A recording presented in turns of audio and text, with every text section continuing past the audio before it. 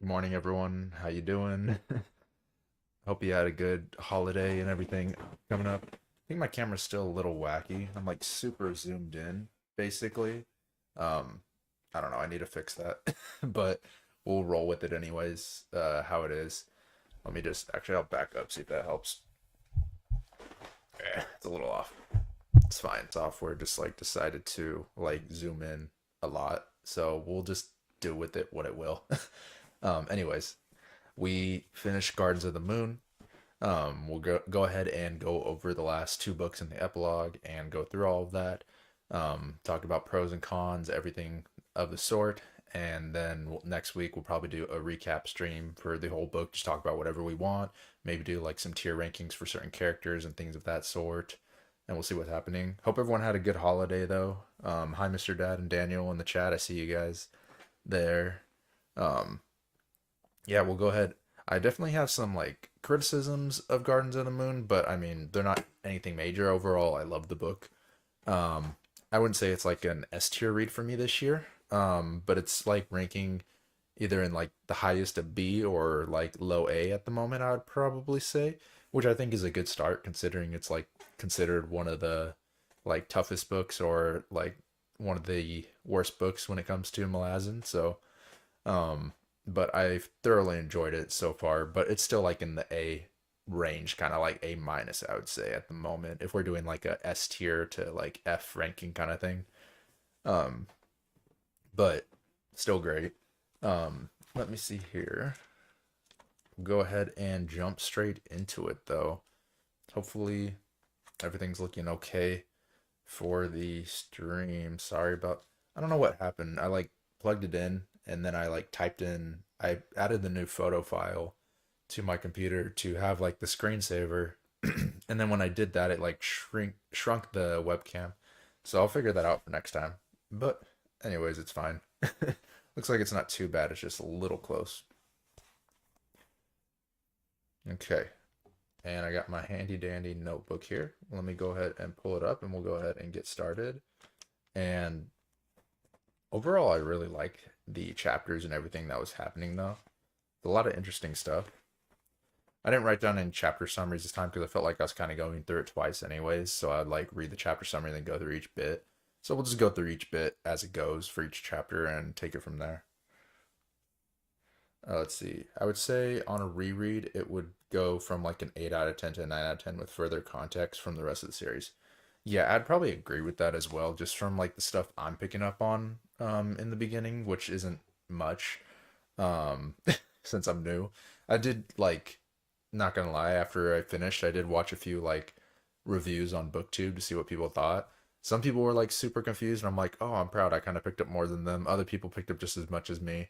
So I'm like in that range of what it seems. I think it helps that I'm like taking notes on like every point of view, basically, and write down what happens and like when everything pops up. Usually I don't take notes on books, and so it's probably easier that I'm taking notes because I can actually like write down things that seem important at the time. I think the biggest thing though is like the history of the world is what gets me because it's like this battle happened and like they're talking about like things that happened 300 or 300 millennium or 3 millennium ago versus like 10,000 years ago. And so it's like timeline stuff I usually get mixed up when it comes to like history for lore. So usually when they start talking about like this many years, it like clicks out kind of like I'm back in history class, if that makes sense. Even though I like history, it's just like the dates and stuff I never was good at memorizing. So we start out book six, City of Blue Flame. We have a short little chapter in the beginning, chapter 17. Uh, Basically, in this chapter, we get Rallick who is on his way to the Phoenix Inn when Mace stops him, and he basically tells him someone's waiting for him in the inn. Um, and then the man is a messenger of the ill as well.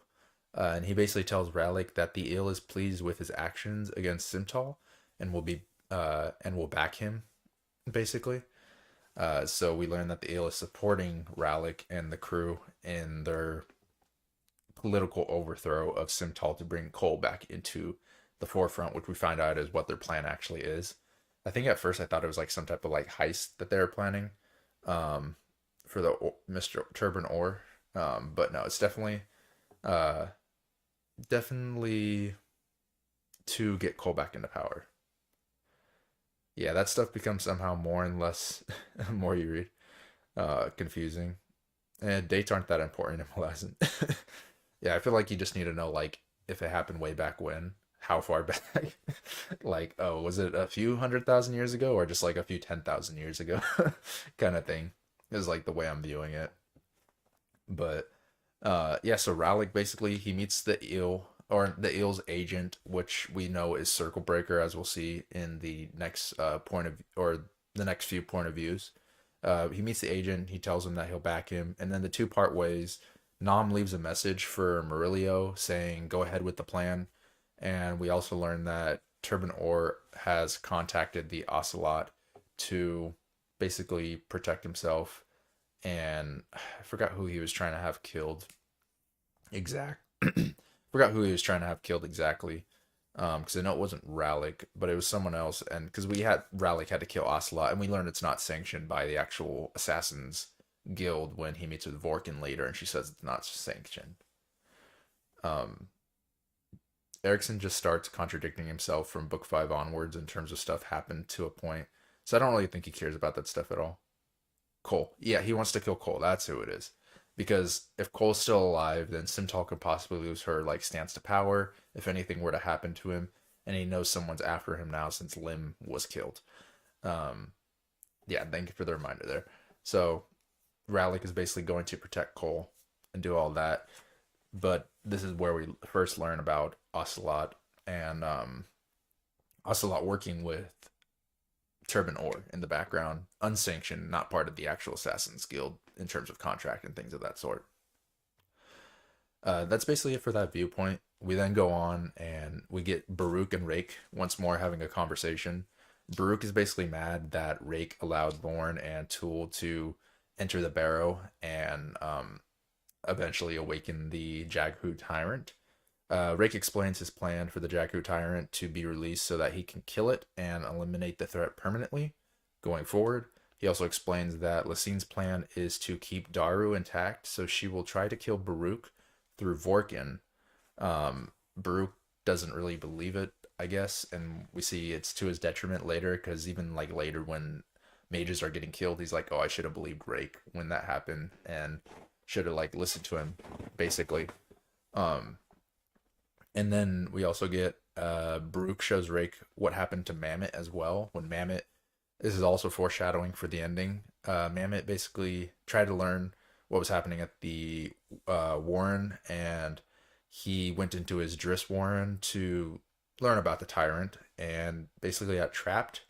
And because he got trapped near the barrow, now the Jackhoot tyrant has like a high chance of possessing his body if he wants to. We see later that happens, and Mamet does get possessed by Raced, the Draghoot tyrant. Not Calor. Calor is like not even a tyrant, or I guess he could be a tyrant, but he we learn he's working with Kaladin Brute, so that's a different thing. My prediction for that was wrong. However, I think I did predict Eel right though. I think I said Krupp was Eel when you guys asked me at first. I'd have to go back and look at the footage, but I'm pretty sure I guessed Krupp was Eel. Uh, Rake also gives him motivation on why he gets the TC on involved in this conflict. He wishes to return their zest to life, since after 1,000 years they find feelings of futility in all that they do. Yep, good point there. Like I said, there's a lot going on, so sometimes like certain lore things will go over my head like that. Um, but I remember he did mention something about that.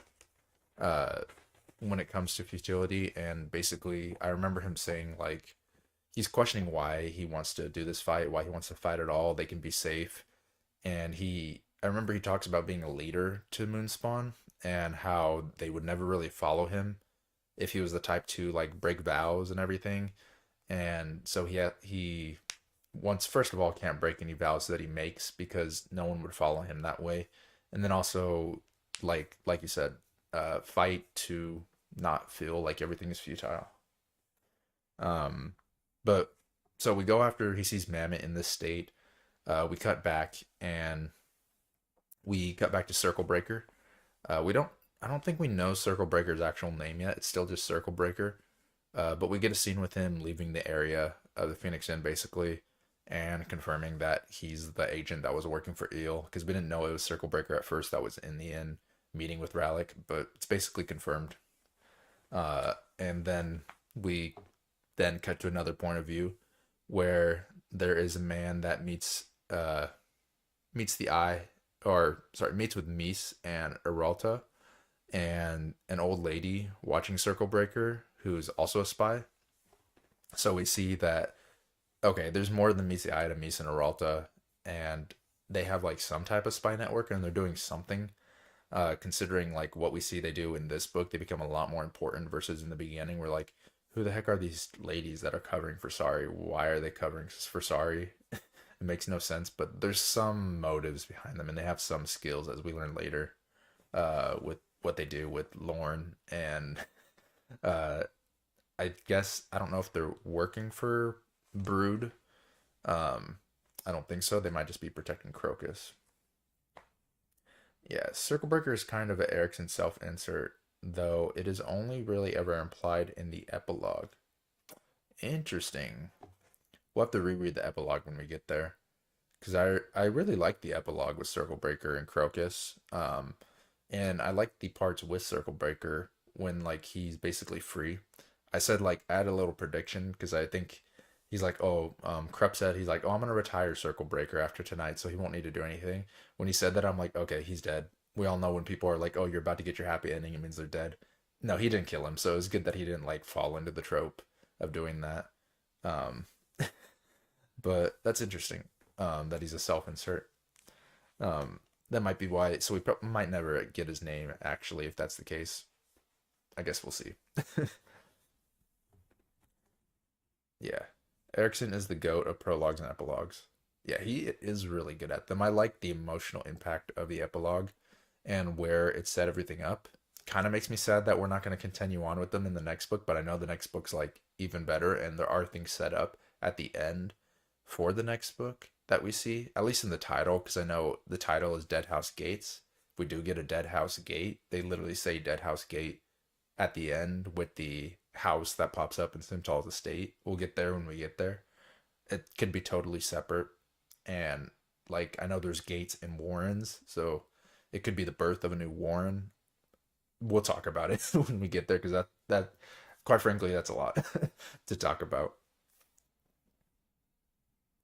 You think it's the only book he's in? It was Circle Breaker? Okay, that makes sense because he does retire. I mean, like I wonder if that was his D&D character was Circle Breaker that when he played D&D with Esselmont, because that's how they created it, was doing a tabletop RPG. So that makes sense. With that. Okay. So after we cut to Misa and Aralta and the old lady watching Circle Breaker leave, we then cut we then cut to Apsalar and Crocus, who arrive in town. They stable their horses and then they go to Mammoth's. Mies then secretly meets them and informs them that Crocus is wanted basically because of a guard that Sari killed. Crocus is then mad at Chalice now because he thinks that Chalice betrayed him and told them that he was there and killed the guard basically, even though he didn't. We know he didn't. And we also learned that Misa is working towards helping Apsalar and Crocus, so she definitely wants to protect them. But her efforts do seem separate from the Daru group. So I'm not sure if she's working with Prince Kaz or Kaladin Brood, since she does pop up with them later to defend Crocus. Um, don't know if she's a spy with them or not. We also learned that he's not really wanted at all. They kind of just tricked him to get him into a place where they could protect him permanently in like this hidden place and hiding forever. So uh, I don't. So it's like this was something Misa and Aralta built up. Because I mean, if they were wanted, they probably would have been stopped in town right away, but they weren't.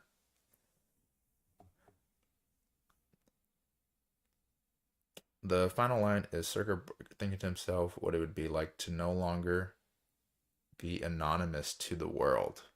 Okay, yeah, that definitely seems like a self-insert. Where's my book at? I'm gonna pull it up right now. We'll get to it later. The story begins as it always was. Oh, that's not the epilogue. That's the final chapter.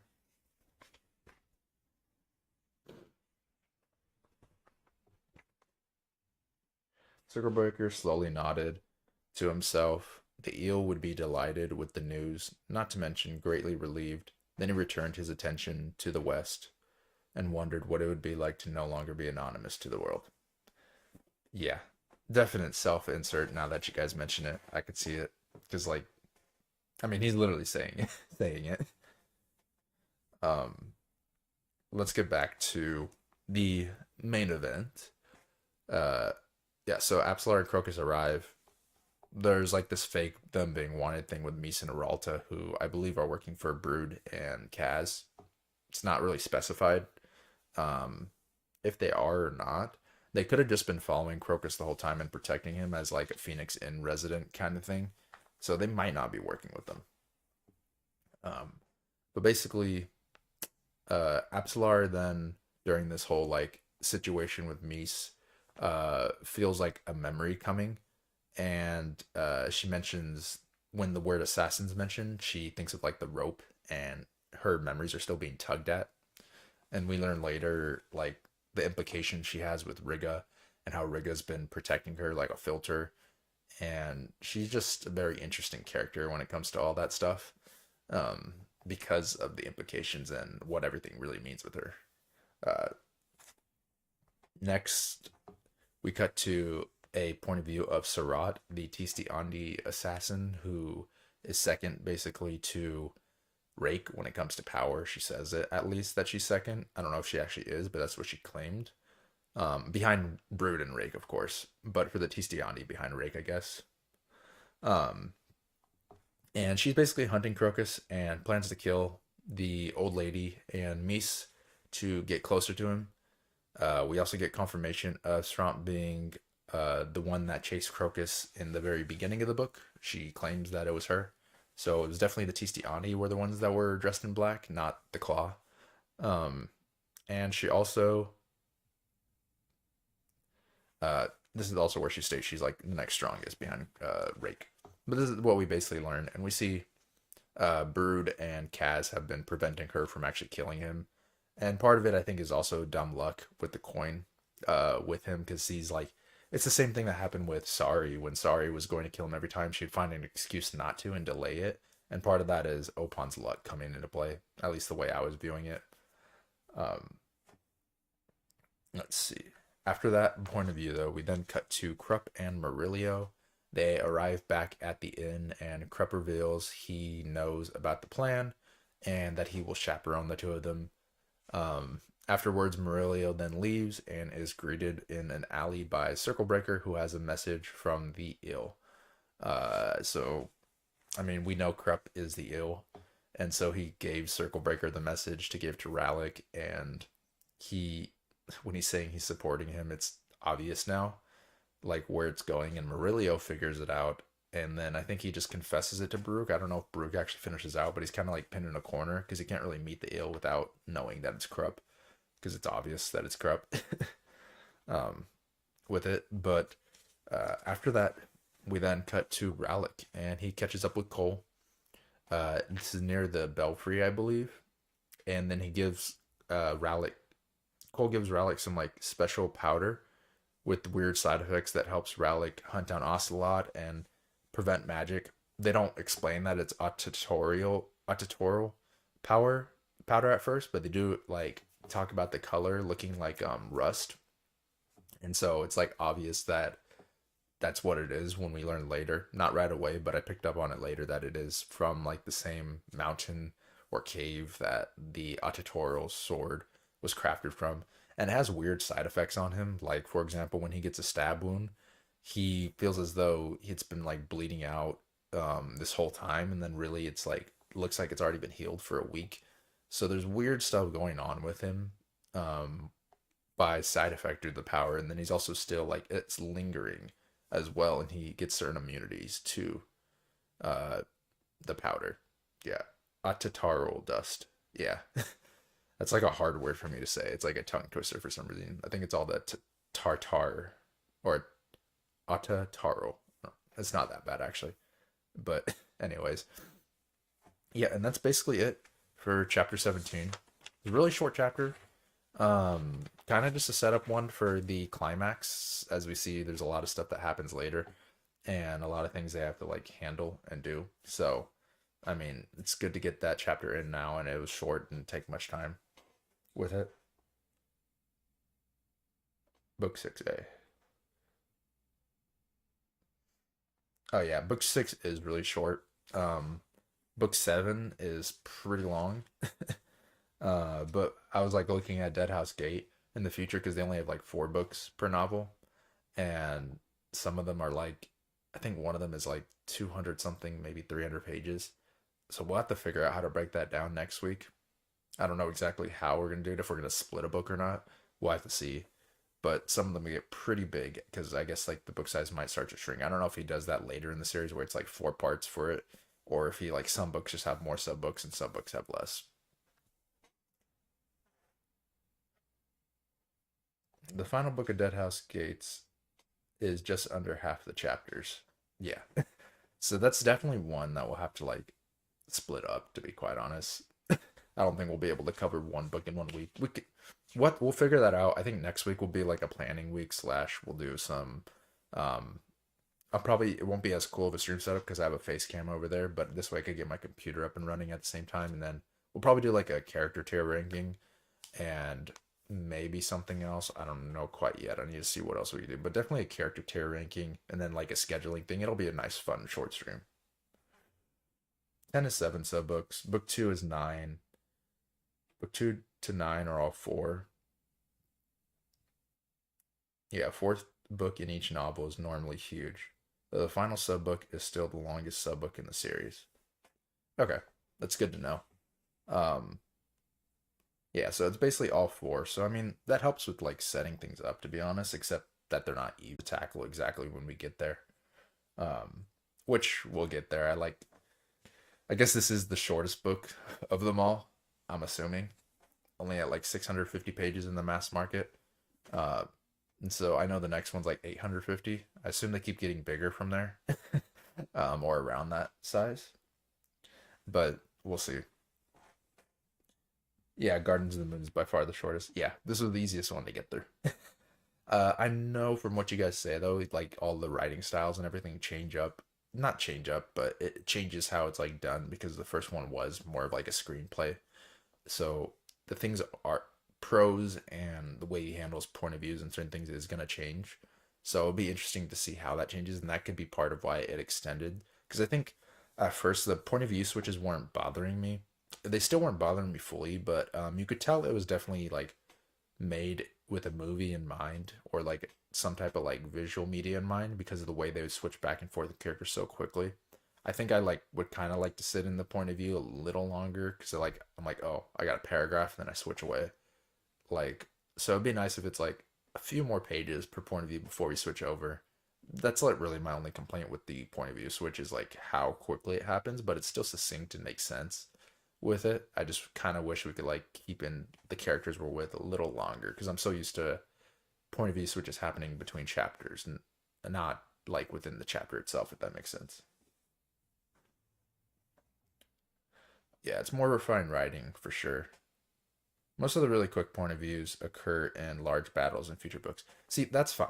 I'm fine with quick point of view switches in large battles because you're getting everyone's different viewpoints like in the action happening. I think it's just like the quick point of view switches in Gardens of the Moon, like, and then the over explaining with it sometimes, like with the character point of view. So to be like, you'll see the same thing 3 times in a row, which helps in terms of understanding what's happening. But then you see like 3 different perspectives of it. Like, I think the part where it like annoyed me was when Rake's getting introduced to everyone in the at the estate because like we're seeing like 10 different characters just see him walk in. It's like, okay, we get it, he's here. People think he's like interesting, even though no one recognizes his name outside of like I think Darudon, the witch. But that's like my only nitpick. It's just a nitpick at the moment because it's not really detrimental to the book itself. And I know it gets better as we go because that's just something that was there with Gardens of the Moon, considering it was supposed to be like a screenplay, not necessarily a novel, until they switched it all up. Yeah, it's much better than the next two, but the fourth novel, he settles in and starts organizing chapters to follow one set of characters and alternates with each chapter. Or, or it's probably not. That's just sub book one of book four. Okay. Eh, we'll see how it is. Not really a problem. It's just like a little thing. So I think it's good for battles. I think it's just kind of like weird sometimes in between, but not really a huge gripe with it because it doesn't affect the story. I think it's more like the over explanation when you see it multiple times. It's cool sometimes though when you see it from different point of views. Like it works both to a benefit and a detriment at the same time because sometimes it's like we know what's happening and so it's like just repeating versus other times it's like oh we're getting a cool point of view from a character we don't know so it builds like intrigue towards like the scene. So it works. Okay. Let's jump into chapter 18 though. So for chapter 18 we see Whiskey Jack is discussing their plan for the next day, the celebration, the feat, and if they can gain contact with the assassins. They're still trying to avoid blowing up the city if they don't have to. And then Quickban says that he can't locate Sari and that she was probably not human at all. And they also think that the rope is after him. This is just because they don't know where Sari is and what's going on with all that. Um, but we don't really know if Rope is still after him or not, but we do see Rope and Shadow Throne do have some interesting things that happen with Perrin later. We'll talk about it when we get to it for sure.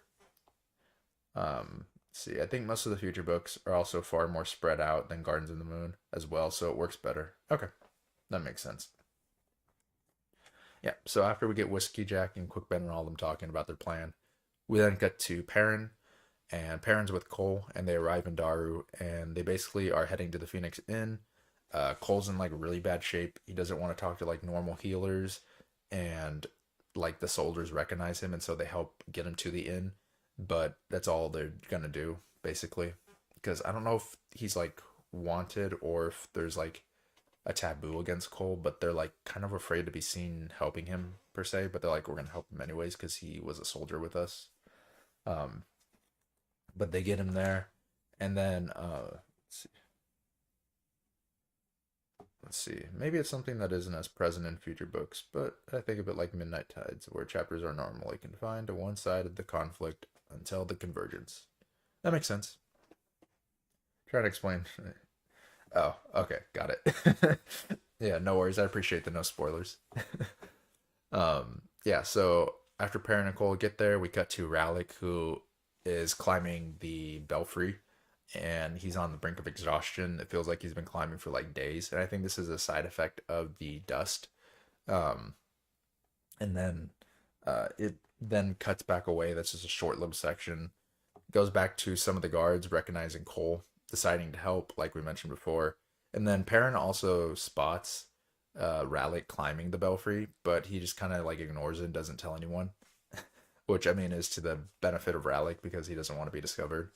And then we go to Rallick, who climbed the belfry, went through Ocelot's magic barrier. The two fight. He kills Ocelot, and then during this fight, we see the power of the powder, where a magic like coated coral is shot at him, and basically it like dissipates when it goes at him. It doesn't really pierce him, which gives him the advantage because we know Rallick doesn't like magic or doesn't want to use sorcery, and so they people will use it against him. And so now with the powder, I don't know if it's going to be permanently in a system. I guess we'll find out eventually.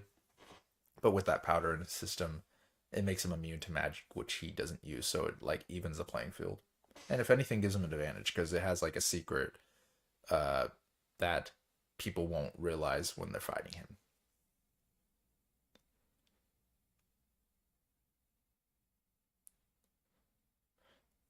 Okay, and then so after that, he kills Ocelot, stabs him in the chest. Really quick fight. And Ocelot bleeds out. This is where he also gets his injury that we mentioned that looks like it's been healed for like a week, even though he feels like he's bled out and he's exhausted, but the exhaustion might just be from the dust with that. And then let's see. We then cut to Perrin. Perrin's still helping Cole, because he's unconscious in his condition. He's still helping him out. Basically, just a small section. Then we cut back to Surratt, who killed one of the lady in the alley who was watching Circle Breaker. Uh, and then she's like mystically, magically knocked out by someone, and the person lays like her daggers both like neatly in a line next to her. They're basically taunting her. And I was like, at first I'm like, oh, it's Opon's luck protecting Crocus, but we learn later it's Prince Kaz and Kaladin Brood and Fingers and Colonel Blues, and then whoever else is in their squad are the ones protecting them. Uh, and then from there, Surratt wakes up. She sees her daggers, and she basically her plan gets pushed to the next day because of it. Crocus and Apsalar are then sleeping in the attic of the Phoenix Inn. The other woman comes in, I think Eralta, and tells Mies that Cole is here, injured, and he was brought in by a foreign soldier. And so just getting more information, letting us know that Cole has arrived at the inn. The next point of view, everyone, like Perrin is talking about how everyone around him is dying, and even though he has luck for himself with the sword, there's no luck anymore because like everyone he knows is dying. You have Tattersall, you have Talk, and now Cole's gonna die. Uh, and basically, Rake told Perrin at the time to give the sword away or break it once it no longer favors him. And we see this as the same sentiment given with the coin. So I guess Opon's luck, since it's two sides of a coin, you have the good luck and bad luck. The good luck only lasts so much until it runs out, basically, which is why we see Crocus throw away the coin later, and then we see Perrin give away the sword as well when it no longer favors him, like Rake said. And basically, he's like contemplating all these things, um, and he's trying to like see if he should isolate himself or what he's doing. And I guess what the gods are trying to do, or what they do oftentimes, is they'll bless someone, and then they'll isolate that person from society and everything, and they'll like kill everyone around him and make it to the point where they're so desperate the only person they want to intervene with is the god that's giving them luck, in this case Opon. And so it's a way to get a person in like full servitude to Opon, and that's kind of like what's happening. And he can see Opon trying to isolate him, and it's kind of where he makes a shift in his psyche where he's looking for an opportunity to get rid of Chance when he can at the right moment, but he doesn't want the people around him to die as well. And which I think is also the point where he leaves Chance in the lobby of the Phoenix Inn when he goes to see Cole, instead of taking it with him when he's trying to see Cole. And then after we do that, we then cut to Callum, who goes to the Phoenix Inn. He meets with Perrin. He tells Perrin that Perrin's now part of the ninth, or he tells Perrin he's part of the ninth. Perrin hasn't met Callum yet, so he doesn't know exactly. And then Perrin tells him to bring Whiskey Jack with him right away. And Whiskey Jack's going to bring Mallet, Fiddler, and everyone else to heal Cole. After that, we cut to Mallet. Yeah, he just puts it on a hole in the table. Yep, exactly. And he leaves it there. And I think that's so that Opon's bad luck doesn't kill Cole. That's the way I saw it when he viewed it. And no one touches it, surprisingly, but they're all kind of like creeped out by him anyways, because he's a random soldier, like swinging around a sword in a bar or an inn. But yeah, we cut to Mallet, Whiskey Jack, Callum meeting Perrin in Cole's room. Mallet heals Cole from like the herbs that I guess someone placed herbs in his wound to poison him. Um, and so we don't know who did that exactly, but someone did that to try to poison him. I don't think it was scurvy. But it might not have been intentional poison. It could have been someone trying to heal and not know. We don't know exactly. But either way, he takes those out. And they help heal the infection in Cole. He just needs to recover now. He's going to get through it. Let's see. He says, kind of feel bad for the poor guy. He ends up with it knowing Erickson is probably in a future book, but I never noticed. I'm assuming chance is what you're referring to the sword. I'm trying to remember who he gave it to. I wrote it down.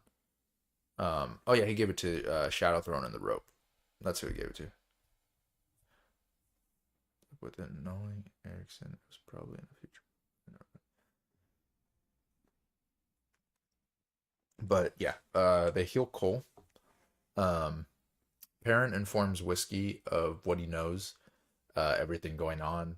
Whiskey Jack pulls out some like bone forearms with like a dagger tied to it, stabs it into the table, and then he has the ability to talk to Dujek, who also has like the bones with him. I guess this is like some secret treasure that they found at one time as one of their like exploits, um, and help them win the war, uh, for the Empress.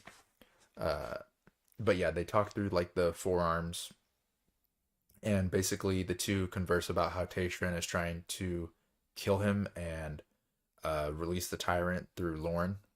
Dudrik also gives Perrin the chance to say no and leave with everything because with the events that are happening, it's basically to the point where Dudrik is going to have to be an open rebellion or secede and like do what the Empress wants him to do, which he doesn't necessarily want to do.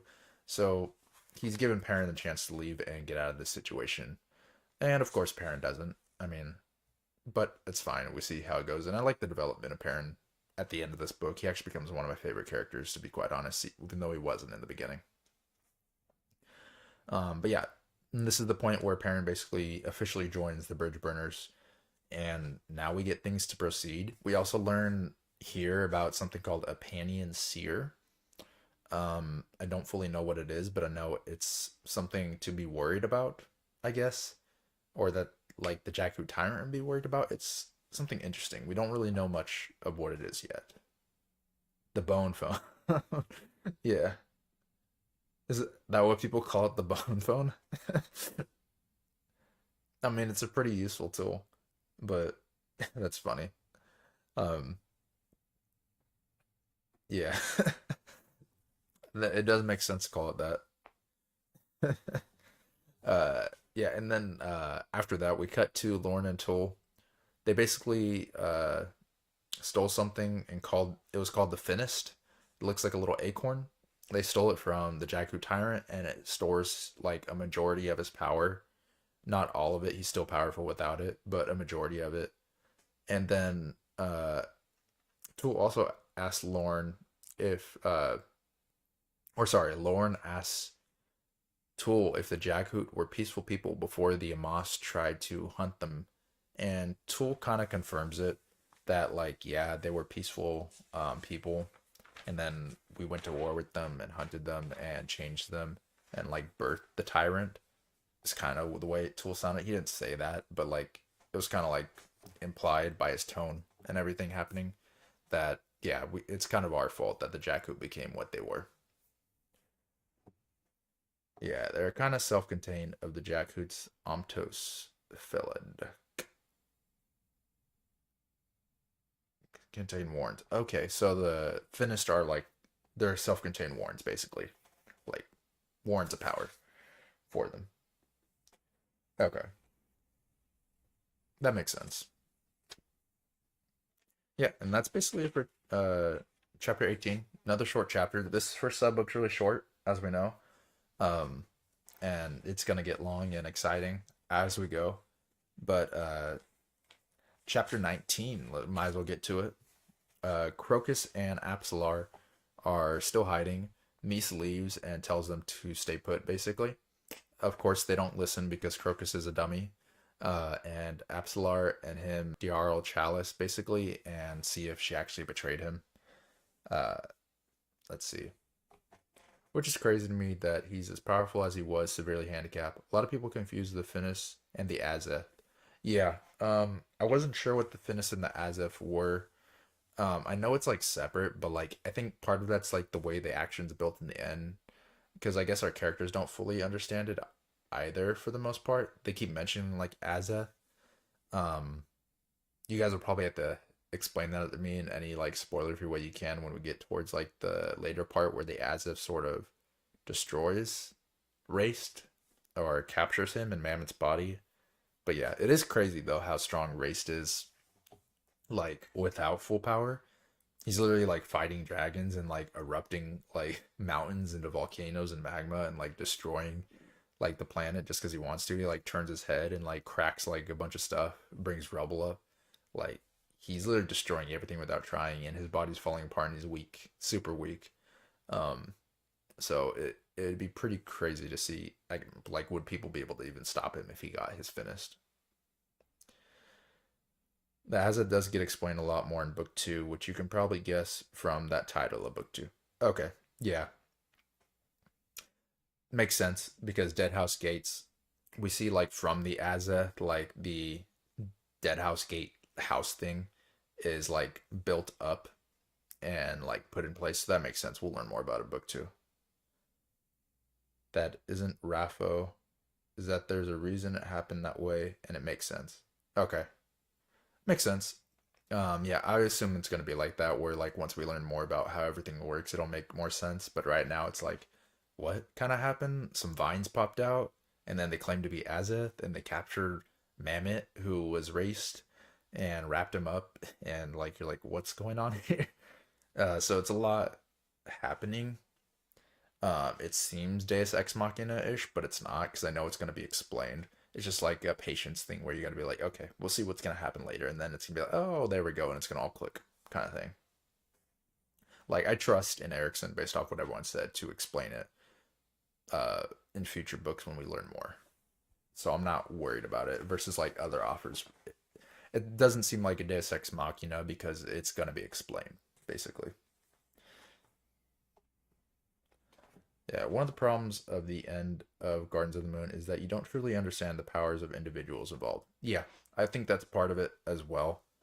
Because you're like, how did that happen? Why did that happen?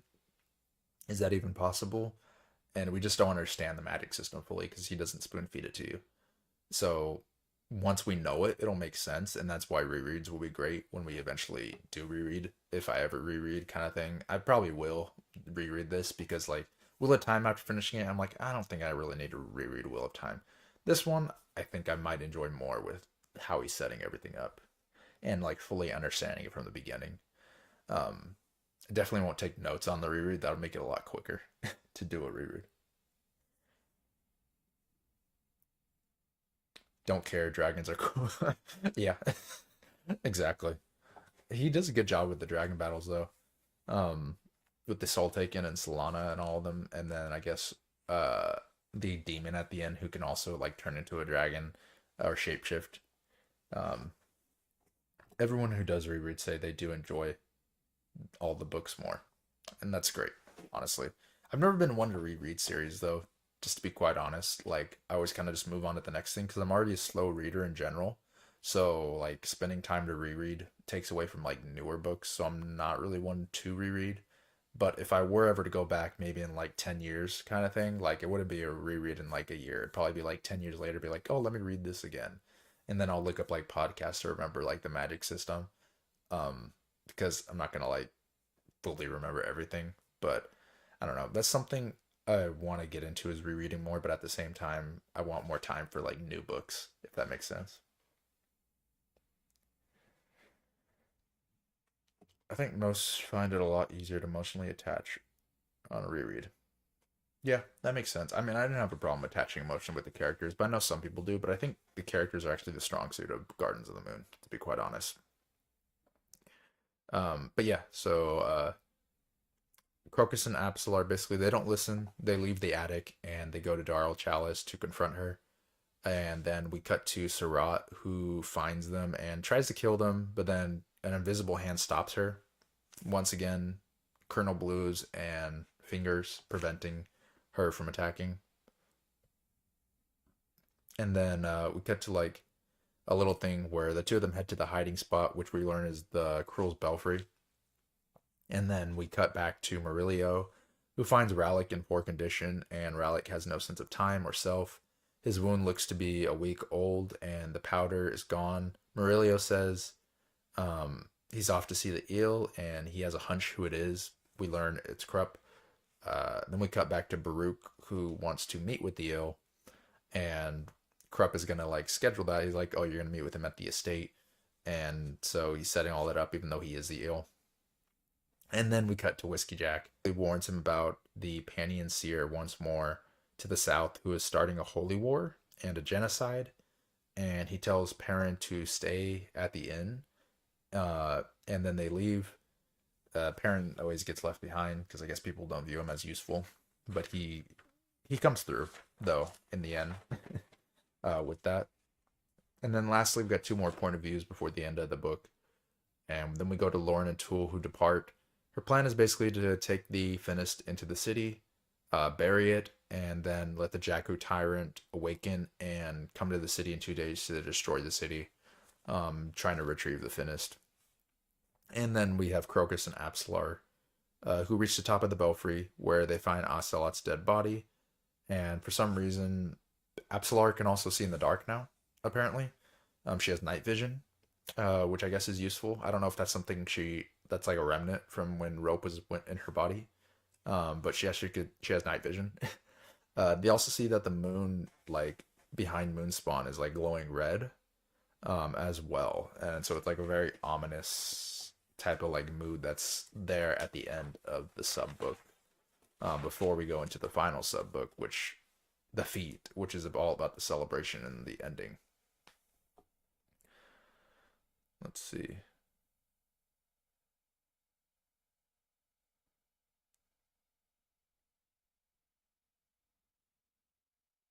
Yeah, because it I like the reveal with Krupp too. It is obvious, like the hindsight when you think about it, because like all the messages and like things that are tied in, like Krupp randomly, like we saw Krupp walk to like Baruch's in the beginning. He doesn't even like meet with the kid, but then he's like, "Oh, a kid messenger gave me a note from the eel." It's like you never saw a kid though. You were just walking there. We were just with you.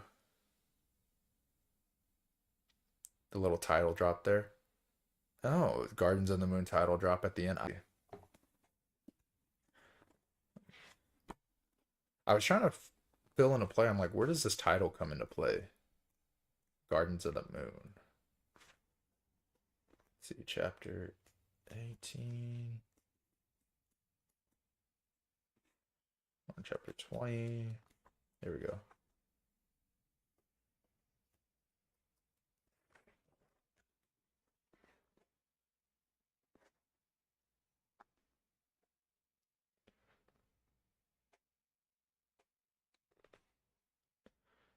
Oh, I don't know what they say. For sure, Moonspawn.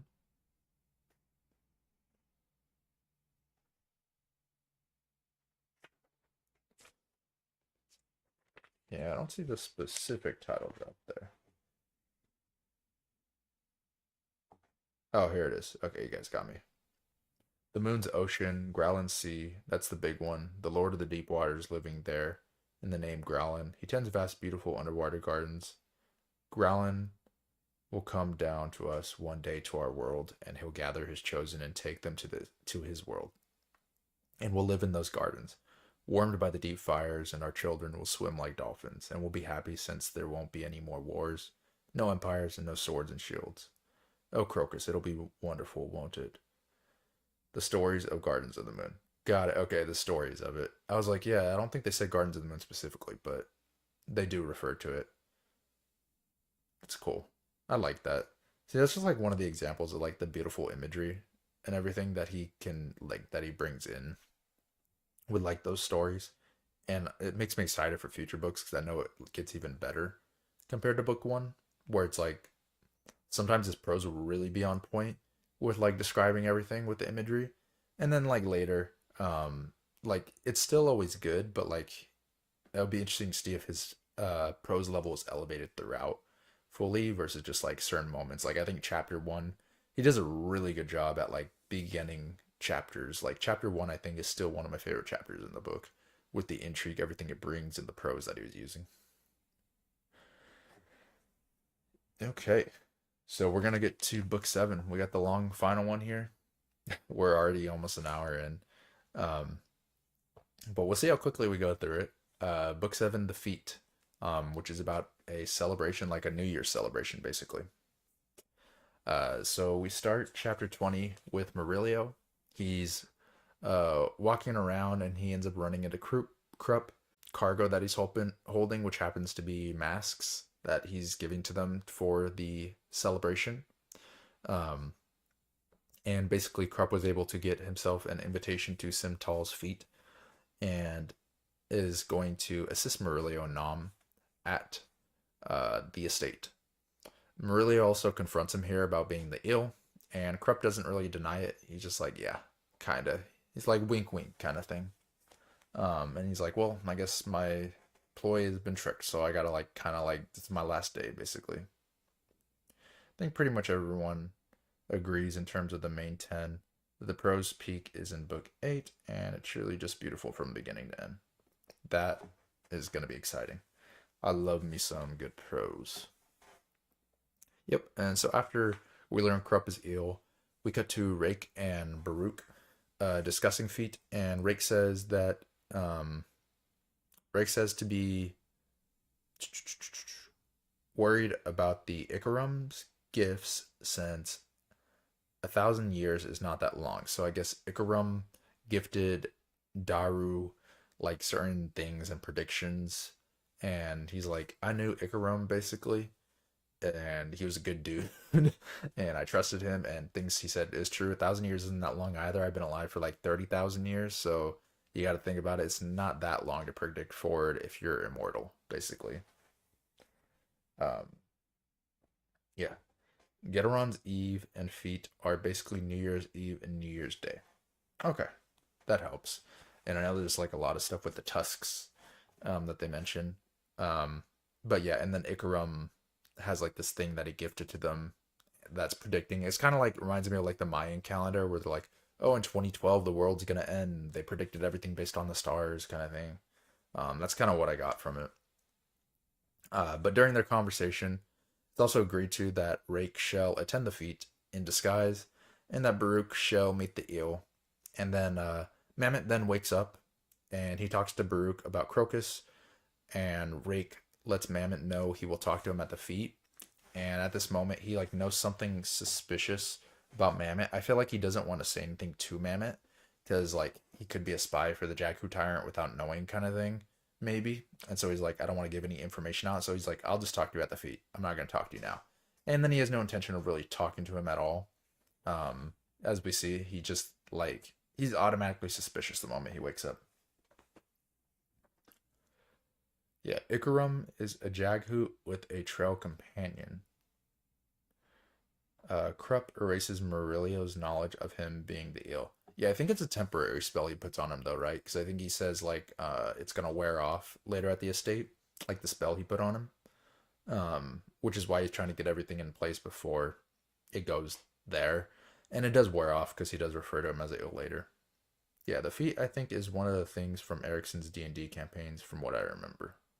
Okay, I can see that to be honest with all the characters, and that'd be fun to like play with everything. So that makes sense.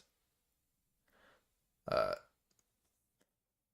I feel like that's probably like I don't know if all the climaxes, but some of the like the battles and stuff. It makes sense if it's from D&D campaigns because it like gets pretty epic when it comes to certain things. Yeah, they gamed this entire thing. It's pretty crazy to think, um, with everything going on. And it's funny. I think I was like watching one of the reviews, and they're like, it seems like they're just like rolling the dice and things are happening. Like, because I guess the person that was reviewing it didn't know it was from them being a D&D, like coming from a D&D campaign. And they're like, yeah, it just like seems like they roll the dice, and it's like whichever way the dice rolls, they're like making their decision and things happen. And I'm like, yeah, that is what happened. They literally played D&D. Like, yeah, if you messed up on your roll, you're dead, kind of thing. Um, the ending here was what the original move was about. Erickson really does roll the dice on probably the biggest fight of the whole book series. Yeah, I mean it's interesting. It reminds me if you guys have ever read Red Rising. Uh, there's a lot of character deaths in Red Rising, but Pierce Brown said what he does when he's choosing who's gonna die in a novel, he has like a hat of death. He has everyone's names in the hat except for like certain like specific characters. But he has a majority of everyone's names, including some of the major characters. And he basically will pull out their name before the book, and he's like, "This person's gonna die." He pulls it out of the hat. It's all up to chance. So it's kind of like the D&D dice roll. It's like, Yeah, if you fail your dice roll, you die. If you get, your name gets pulled out of the hat, you're dead. And I kind of like that because it doesn't pigeonhole people being into like every character is safe. Like, and you're not worried, like, and you are actually worried for characters to die. Okay. But which also, if you guys haven't read Red Rising, great series. I love it. Definitely recommend it. Um, but yeah, Lorne basically after they talk about all this and he talks about meeting Mammon at the feet, we see Lorne arrive in Daru, being little mischievous Lorne, and then Circle Breaker spots Lorne and has a conversation with a man named Barrett. And Circle Breaker then leaves and tells the man his name, but we don't hear the name, kind of building up that self insert thing with Erickson once more. Because it's like, yeah, we don't get who he is, but he's giving his name to like the random people. He better never pull my man Sever out of that. Oh God, that would suck. But yeah, that's what he said in an interview though. He has a hat of death that he pulls it out. I won't name any other characters in case there's anyone watching, but yeah, he is definitely an interesting way to handle it. Anamander Rake was the first character Erickson ever played in an advanced D&D. I can see that honestly, like a drow, because obviously it's not going to be his specific races at first, but like a drow. I think a drow was my first one as well. Like a dark elf. Not as cool as Anamander Rake. Mine was like really dumb. I still play him to this day, but mine's like a drow that has like a canvas bag over his head, like a burlap potato sack, basically. And it's like he's like cursed to where the burlap sack can't come off. If someone rips it off, another one like magically appears, and then the other one evaporates. So he's like permanently stuck with like a burlap sack over his head. So it's kind of like a comedic value thing. But then he also has like a dark like backstory. But I also had a drow for my first one. They're really cool characters, so I think we have similar tastes. When it comes to that, at least. Yeah, Cole is one of the characters Esselmont played. Okay, I can see that. So Cole is more the the human type person who likes playing human knights. I've always been like when it comes to like D&D or RPGs, like if we're going to like Skyrim, I've always been one to play like different races. I think my first Skyrim race was like a it was an orc, a dual wielding orc, heavy armor dual wielding orc, but I would like do dual wield daggers basically. So it was a weird combo. And then I always played like Khajiit and like Argonian and stuff. I never really play humans. They're a little too boring for me. And Whiskey Jack and Shadow Throne. Yeah. See, that's where I'm also attracted to Shadow Throne because like one of my favorite characters to play is a Shadow Sorcerer in D&D. So like just like shadow magic in general has always been like one of my favorite types of magic. Even if it's not necessarily the strongest, it's like something I'm always like super interested in for like the dark creepy aspect of it. See, that'd be cool to see like them. I wish he should like do like a live stream playing D&D and like Malazan. Except if he did that, I feel like people would probably like look into it too much and be like, "This is gonna be the next book. It's part of the universe." Blah blah blah. Like if he did that, like they'd be like, "This is canon." If he actually played D&D on live stream, but it would be interesting to watch. But yeah, after Circle Breaker talks to the random dude watching Lorne, we cut back to Lorne, who arrives at the bar and is greeted by members of the Ninth playing cards. The game of cards seems to be like recalling events from earlier. They're like playing with the deck of dragons. Whiskey Jack arrives and fills Lorne in and tells her Sari is missing. She gets mad and tells Whiskey that she's in charge now, and the two go to the back room to talk. But like I said with the deck of dragons, like some of the events that they were mentioning already happened. So they're like mentioning the hounds on the hills, like attacking the Night of Darkness, um, and like things of that sort. And so they're talking about like Rake killing the hounds. And there's other events that they mentioned too in that area, but it seemed all to be recall for the most part. Um, from what I got, I don't think any of it was like predicting. Let's see. Yeah, that would be cool, but he said he hasn't played in years. I guess you got to stop playing when you decide to write an epic fantasy series. I don't know. Just playing. Yeah, Hedge's gaming name was Prairie Dog, but the editors asked it to be changed. Yeah, that's fine. That's fine with me. I think Prairie Dog's a little too much there. Dang, I'm late again. No worries, Bob. No worries about being late. We're gonna be here for a little while. We just barely started subbook, the final subbook defeat, so we'll be here for a while. Um, but yeah, so um, they basically the two of them, Lauren and Whiskey Jack, they discussed the Tisti Andi, and she's skeptical of them existing.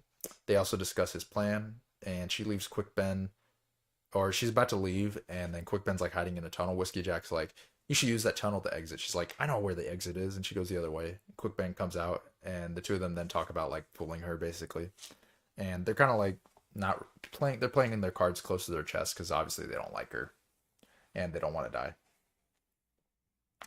After that, we cut to Crocus and Apsalar, and they're overlooking the feat celebration, and she's struggling with the mixed memories when she says Unta is smaller than Daru, but has never been there. And the two decide to sneak into Simtal's feat celebration. Probably shouldn't say it that way. Say Simtal's feat celebration, it has a different connotation. But Simtal's celebration of feat. No, that's still bad. I'm just gonna move on. Um, but Crocus can talk. Crocus wants to go to talk to Chalice basically in the celebration. Uh, and basically with this, and also Apsalar can talk to Mammoth in this case as well. Uh, but we cut to the next point of view, and Siraj's trying to um, kill them and force them to protect them. And sorry, Siraj's still trying to kill them, and a force keeps trying to protect them. As we know, it's Colonel Blues and Fingers that are doing this, and they tell her to basically get Rake off her back, and she recognizes the voice. We don't know what the voice is at the time, but it makes sense that she recognizes it now because it's someone working for Brood and Prince Kaz.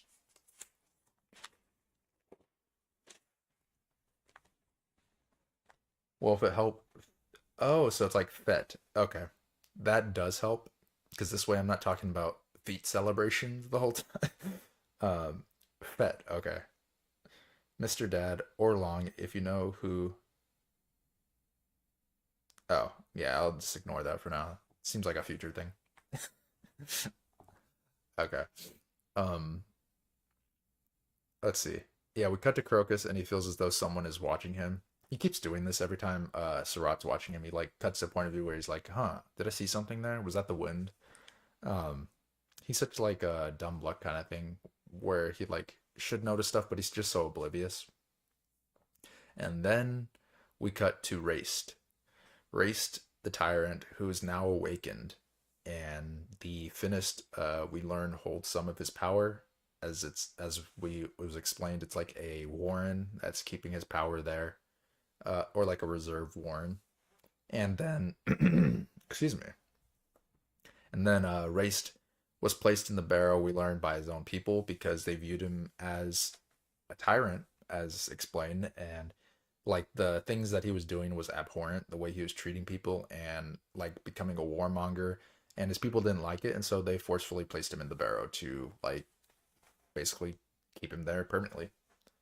um Let me see. Yeah, I heard about okay, the Jackut feared community pronouncing society to be the birthplace of tyranny of the flesh and the spirit, and citing their own bloody history as proof. Race discovered a hunger for it. Oh, they pronounced society to be the birthplace of tyranny of the flesh and spirit. Oh, so they were against like society, I guess, from what that sort of explains. Yeah, his empire was originally dismantled by a bunch of Jakku. Yep, okay. That makes sense. Um, and then after we see him awaken, basically, and burst through his the door, we then cut to the day of the Tistiandi. We cut to Crone, and she's like watching all this happening. She also sees like the five dragons, four of them being black, one of them being the red one, Solana. And we learn like she says the day of Tasty Andi has come. So like, was this the reason Rake didn't stop Lorne because they wanted the day of Tasty Andi to come? I don't really know what Crone meant by that fully at the time.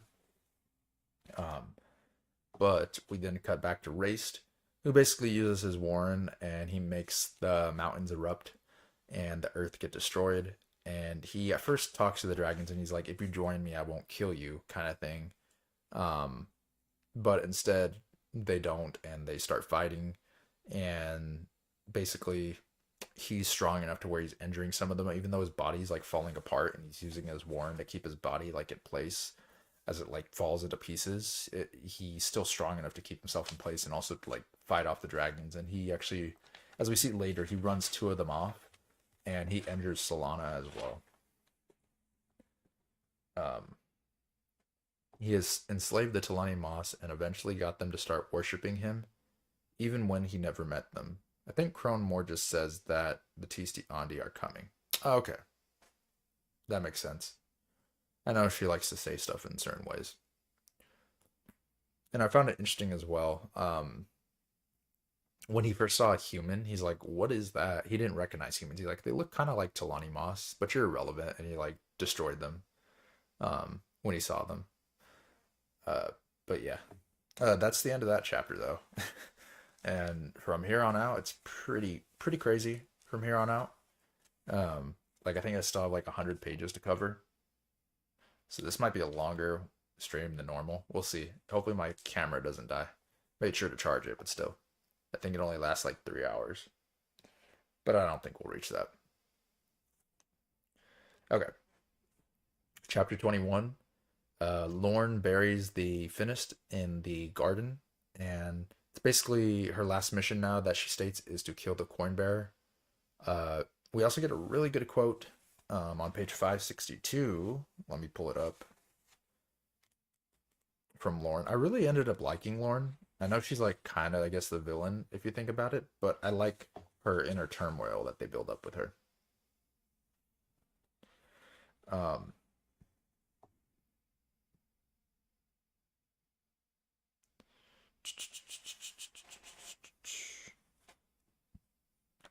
let me see.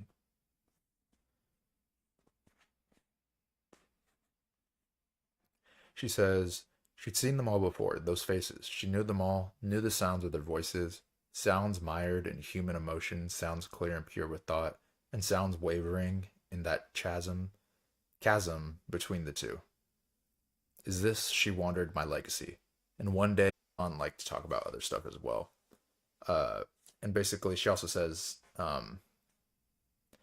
like, I don't know, it's kind of her separating herself from the adjunct and who Lauren is. It's kind of like two separate personalities at this point. And like Lauren is dead. The adjunct is the only one that lives at this moment. Kind of thing. Dragon fight. Yup. We're gonna get to that soon, but yeah. We're gonna have a dragon fight soon. I didn't know. I guess Race is also like a shapeshifter. Maybe? No, no, no. Race isn't. That was the demon later that was a shapeshifter. But he keeps calling the dragons soul taken. And I know Tattersell is a soul taken. And they say that soul taken are the shapeshifters as well. So not all the dragons are true dragons like Solana. Some of the dragons are actually shapeshifters, I think. I could be wrong about that. Uh, yeah, seeing all the happy faces about to be murdered by her actions, the facade of the adjunct starts breaking down again. Yep, exactly. And this is where she's dealing with that inner turmoil. And she's basically giving, like, Lorne keeps trying to break through, but the adjunct is still present. And she's kind of saying this is like her final mission as the adjunct because she knows it's going to end badly either way. Um, if that's, she's either going to lose herself or she's going to die. That's the way I kind of view it. Let's see. Yeah, the dragons are the Tisti Andi. True dragons are called Elenti or Elient. I think that's how it's spelled. Yeah, correct. Soul taken are people that can transform into a specific animal. Okay, because he kept mentioning Soul Taken. He kept yelling at them Soul Taken, and I know like so the Eliant are the true dragons, and the other ones are the Tisti Andi transforming. Makes sense. Okay, so yeah, so after that point with Lorne, we basically cut to Krupp, and he decides to let Breaker retire, which means I was like, this means he's gonna die, but he didn't die. We also learned that he reveals himself to Baruch and gives up being the eel, basically, or he's planning to. Uh, and then Crocus sees Raced in the distance and like through the thunder and everything. And this is where we start seeing in everyone's point of view. They're like talking about the thunder and the sorcery and like the battle going on in the distance. And obviously, it's Raced fighting the dragons. But Crocus then tells Apsalar that, oh, sorry, Apsalar tells him he shouldn't be worried about being betrayed twice by Chalice. Um, or, sorry, let me rephrase that. Apsalar tells him, like, shouldn't you be worried about being betrayed again by Chalice? Which she never betrayed him in the first place, but we learn that later.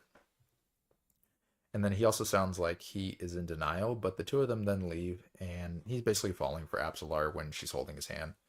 Um, because she's actually giving him attention instead of having this like childish crush on Chalice, who he just like was a stalker to basically. Um, and then we cut to Whiskey Jack, Quick Ben, Trots, Fiddler, and I think there's someone else, and they're taking a guard job for Simtal in the gardens. And one of them's a Barghast, and he's like, I thought I was hiring Barghast, and he's like, well, one of us are, but you can't afford a full guard full of Barghast. But yeah, they get the job in the garden so that they can basically see everything happening. And they also see the fight in the distance happening with Race and the dragons. And they decide to go forward with the plan as is. And also, at this point, we know Perrin is with Callum. They're separate. We then go to Callum and Perrin, and they make their way to kill Lorne. Callum tells him to basically or Callan then goes downstairs and tells Scurvy to get them in contact with the Assassin's Guild leader. Otherwise, he'll come back with the intent of killing in mind because he's just tired of all this crap, all this runaround. He's like, just give me a meeting, please. Like, otherwise, I'm going to blow up the freaking city. Like, and then Perrin is suspicious about like something with gray faces. I don't know if this is fully explained right now. I'm assuming it's something that's going to get explained later with that. We then cut to Baruch, who can sense the Tisti Andi fighting Raced and is confused how Rake is so calm in this moment because Rake is just relaxed, chilling in the wagon or the carriage before on the way to the fete. Let's see. Darujistan blurred in her mind, becoming 100 other cities, each rising out of her past as if on parade. Joy and fear and agony and laughter, the expressions merged into one. The sounds coming to her no different from each other. She distinguished nothing, the faces becoming expressionless, the sound a roar of history without meaning. I like that. That's a good quote. That's not Lorne though, is it? That's who is it that quote again? If you could tell me. I don't remember who. It might have been Apsalar. No, I don't remember. But anyways, we'll get back to that.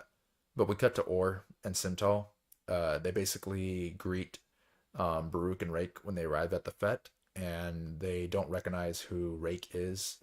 And then all of them decide to enter the estate. It's Lorne. Okay. Yeah, that makes sense with like what she was saying about everything. Beginning of chapter 21. Okay. Got it. Let's see. I think we're on. Yeah, you're right. That was her contemplation thing. um, yeah, and then we, after Orr and Simtal get introduced to Rake, we cut to Murillo and Ralik, and they're chilling near the wall, and they basically see Orr come in with Simtal, Baruch, and Rake, and then someone's heading towards them. I think this is the part where I mentioned where the point of views like got kind of annoying because it's just like them watching Rake come in like a million different times. Um, and then we cut to Krupp, who introduces himself to Rake and Baruch, and Rake tells them that there's more to meet the eye when it comes to Krupp, obviously, because he's the ill. And then Ralik approaches Orr and pisses him off, and basically won't get out of his way until Or eventually challenges him to a duel. And we know that Simtal's not there to stop the duel because in the other next point of view, we see it's Murillo who's having sex with Simtal to distract her and seduce her so that Simtal can't prevent Or from dying. Who are 7 feet tall and wear two-handed swords strapped to their backs. The white hair, do you think it's part of the mask? True Sherlock of our day. Yeah, Rake wearing a dragon mask is really funny to me for no reason. It's very literal. Yeah, they're dumb. I mean, I guess they just know nothing about the Tistiani. I guess that's why. Or they're so oblivious. You'd think they would know considering they've been trying to negotiate with Moonspawn for such a long time. But it, they're just like, they're oblivious. There's a reason that like Or's dumb and died the way he died. But yeah, we go back to the fight and they ask for like who's gonna be the second in battle, and Diarl Chalice's dad is the one that says he'll be second for Or, and then no one volunteers for Ralik, and then Rake stands up and volunteers, and after that everyone heads out to the area for the fight. Um, and then we cut to the other point of view where everyone, as they're making it out to the terrace, the bridge burners recognize Rake. Quick Ben tells Whiskey Jack about the Jag Hoot and how the mages can't embrace Warrens because it will be like a beacon for the Jag Hoot. And Crocus then slips by Whiskey Jack in this moment and enters the estate.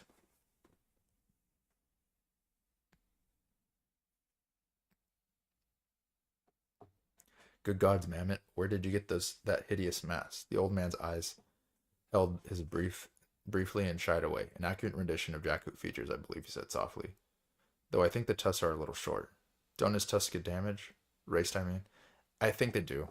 Um, when he's fighting the dragons, I believe. Yeah, that's also foreshadowing for Mammon as well, getting possessed, wearing that mask. Pretty obvious that like he's gonna get possessed by Raced, the same mask he's wearing, um, with literal tusks. I didn't think of them as like boar tusks. I don't know. I kind of thought of them more as like horns coming off like the chin, like sort of like you'd see like with like a devil type demon creature. But they could be literal tusks. I don't know. It'd be cool to see a visual of it. Anyways, we cut back to Krupp, who approaches Crocus, who's speaking with a guard, who we learn is Circle Breaker. Krupp gives him the letter, stating he's retired. Um, and then Baruch steps up to referee the duel. Diarl states he will not give vengeance on Or if Or dies. Um, the duel starts, and Ralik murders Or so quickly that I said is like kind of anticlimactic. They're building up towards this moment for so long, and then like he literally just straight up murders him. But then it makes sense later why. This is probably a moment where he like rolled the 20 d20. He's like d20.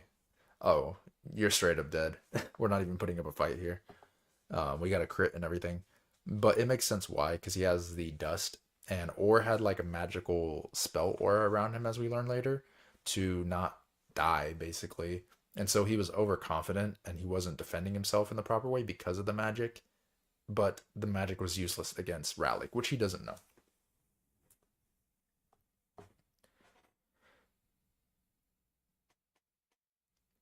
I hereby make it known that I oppose this duel as facile and trite. He stared at Turbinor. I find the councilman's life irrelevant in the best of times should he die.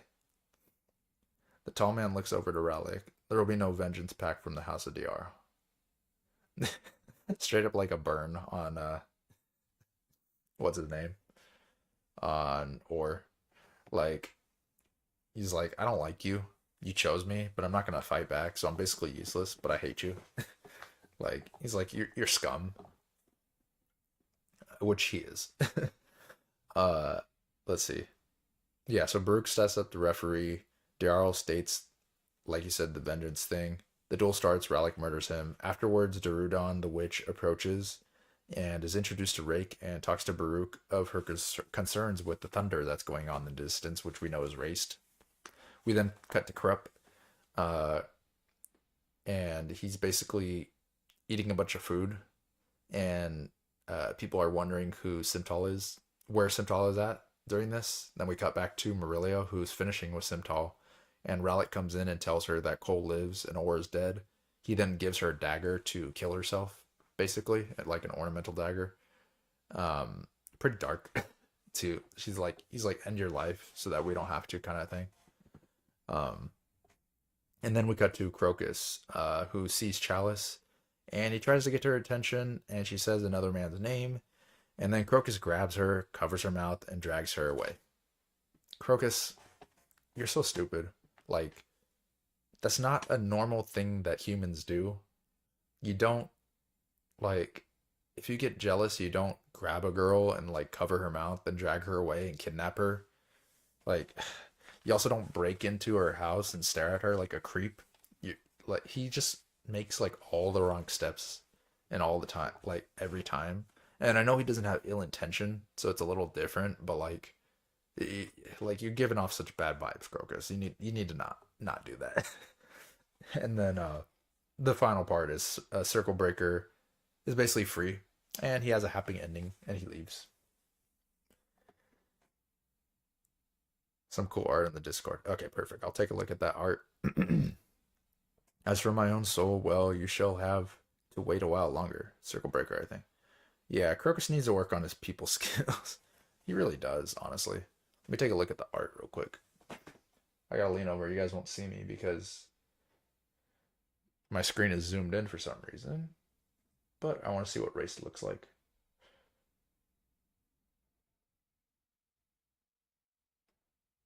Okay, there's raced. Interesting. Okay, got it. That helps. I didn't know how to picture him at first, to be honest. Um, so I was like, is he supposed like what is he supposed to look like in general? And then like how tall is he? Because like the what actions he's doing, it makes me feel like he was like 20 feet tall or something. Like he's a giant basically. But I don't know if he is. But compared to them, he's probably more like the demon who was like 12 feet tall, I would assume. Uh, but it's pretty cool. Oh, we got more art. Let me see. Let me move over. Uh, Grace the Tyrant. Yeah. Yeah, he kind of looks like an orc, to be honest.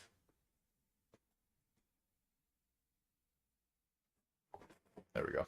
Yeah, he kind of looks like an orc, like a Skyrim type orc.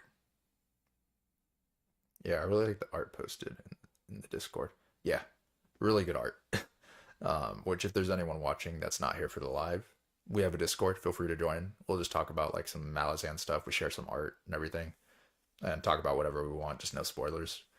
Um, but yeah, that's the end of chapter 21 though.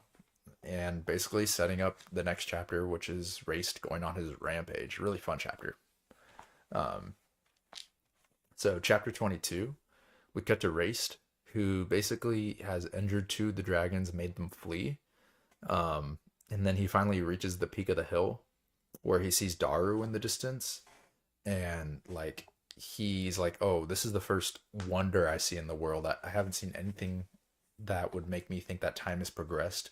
And then these humans finally have this like city of blue flame, and he's like, "Whoa, that's pretty cool. It's bigger than any city I've seen in my time." He's like, "I'm gonna destroy it though, but it's cool."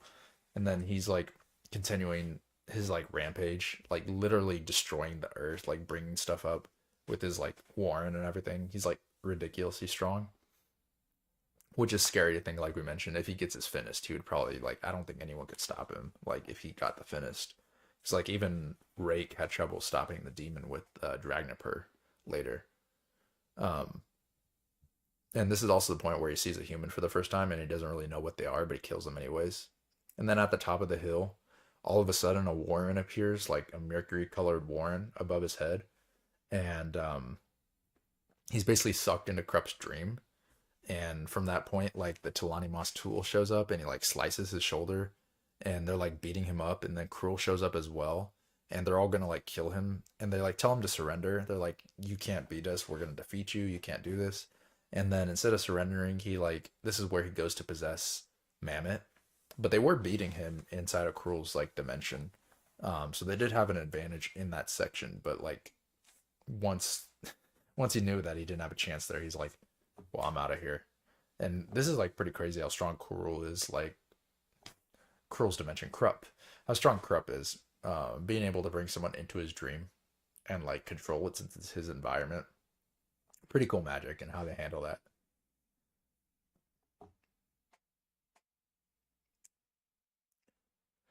The city beyond vanished, replaced by the wind-whipped mudflats. The distant jagged line of mountains loomed massive, uncarved by rivers of ice, bright and savage with youth. Race stepped slow. This is an elder vision, a vision before even the Jackhoot, who has lured me here. Jackhoots are kind of a metaphor for the Ice Age. Erickson really likes to make metaphors real. I could see that in the way they describe the terrain.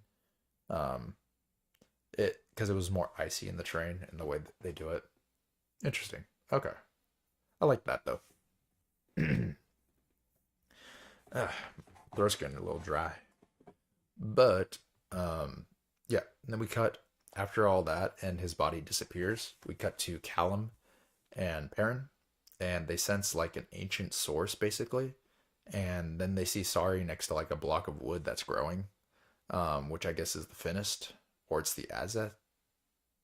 Most likely the Finnest growing, since like we see Rallick later with the dust like suppressing it. And then we also learn that Sari's memories are like jumbled.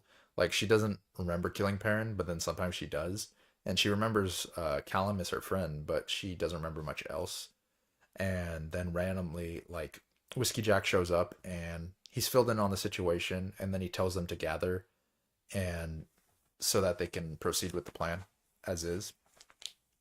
We then cut to Rallick, who's leaving, and he sees Krupp sweating. Krupp is like super serious all of a sudden, and Rallick's like, "Oh, maybe this just how he is when he's like drunk." So he writes him off for being drunk when he's like obviously serious because like shit's about to go down. Um, and then on his way out, Vorkin stops him, and she mentions that Orr has what's it called?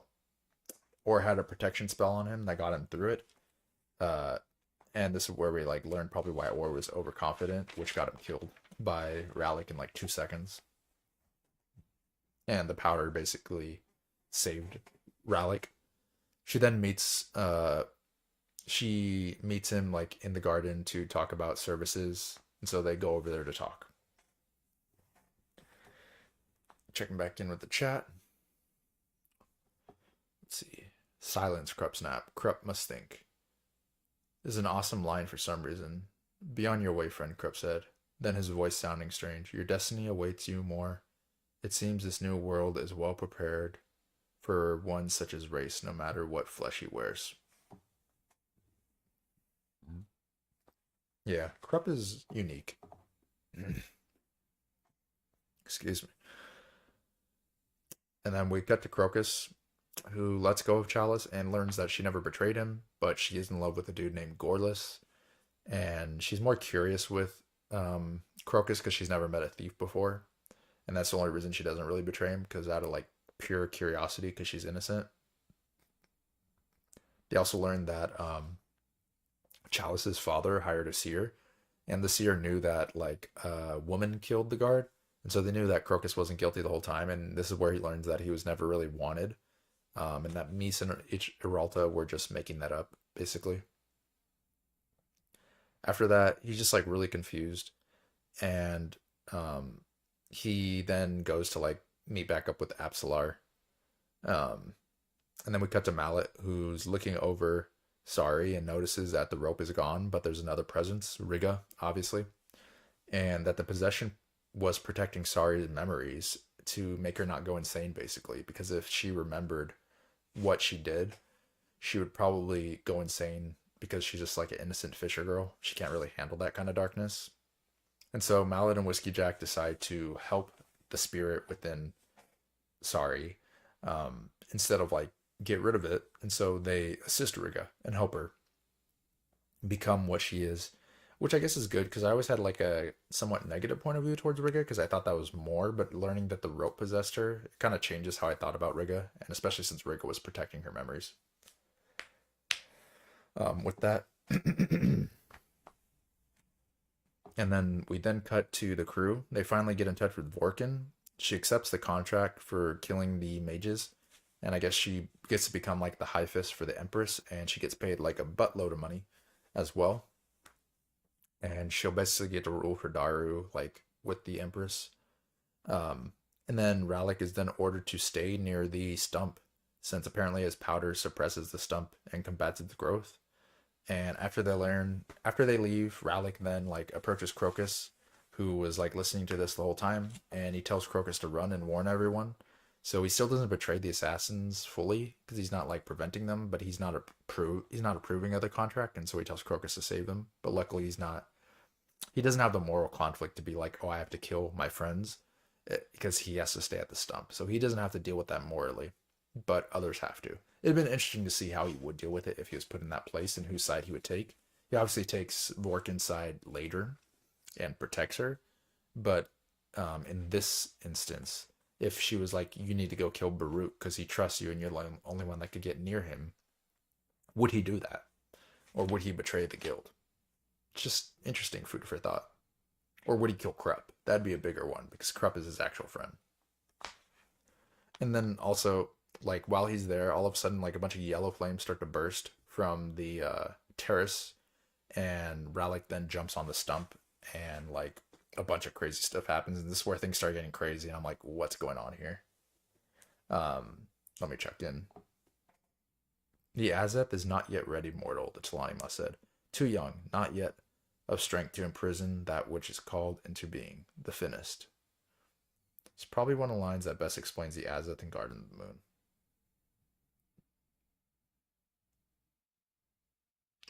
Okay. Yeah, this is going to get really confusing here. So we'll go through the events, and then you guys could probably like help explain some stuff to me, but this is where it gets like crazy. Let me just sweep through these. Um, so from that point, Rake senses what's going on, and so he tells Baruch he needs to go to Karul's Belfry, and so he runs that way, and basically he unveils Dragnapur, and they could hear the chains and the wagons, and everyone parts ways like the Red Sea, and lets him run to the Belfry. Um, and then we go to Mammoth, who's being possessed, and he turns into like a large he like turns a large portion of the crowd to ash. He just like destroys them, and then he also like crumbles like a bunch of people under rubble. Whiskey Jack breaks his leg. He knocks Quick Ben into Derudon. Um, and then Fiddler like drags off Whiskey Jack, and Quick Ben then and the woman are working to combat him since the Jackhoots possessed Mammoth. And I even wrote in my notes, I'm like, I don't know what's happening here. But I was like, Perrin then gets teleported and he sees Tool fighting Raced, and the finish was like, or maybe it's the Azeth was growing, and then the energy was surging from the Finnest, and Perrin stabbed Chance into the energy and absorbed some of it, and then he was able to jump on Raced and start like biting off the flesh of the Finnest that was like growing on Race and like weakening the Finnest maybe. So he was weakening the Finnest that was growing by biting the bark and the flesh off of it. Um, and he basically weakened it because I guess the Azeth wasn't strong enough to capture the Finnest, like you said with Tool's quote there. But it became strong enough once Chance absorbed the energy and gave that to Perrin and was able to destroy part of the Finnest through the energy. That I don't know. um, yeah, I don't know exactly. Um, we'll get back to it. But after that, Perrin teleports back to Daru, and Quickben sends his 7 Warrens at Mammoth. Mammoth's resisting, and a really cool visual where he's like his hand while he's resisting is like the flesh is coming off and it just turns to bone, and he just like moves his wrist and like one of the Warrens closes, and he does that like a few times and he's closing the Warrens until eventually, um, like Quickben can't do much else, and then he notices Hedge in the background, just pop up, and he's like and detonates the bombs. And Quick Ben, since his like warrens were closed, he gets flung into Darudon, and her warrens are closed.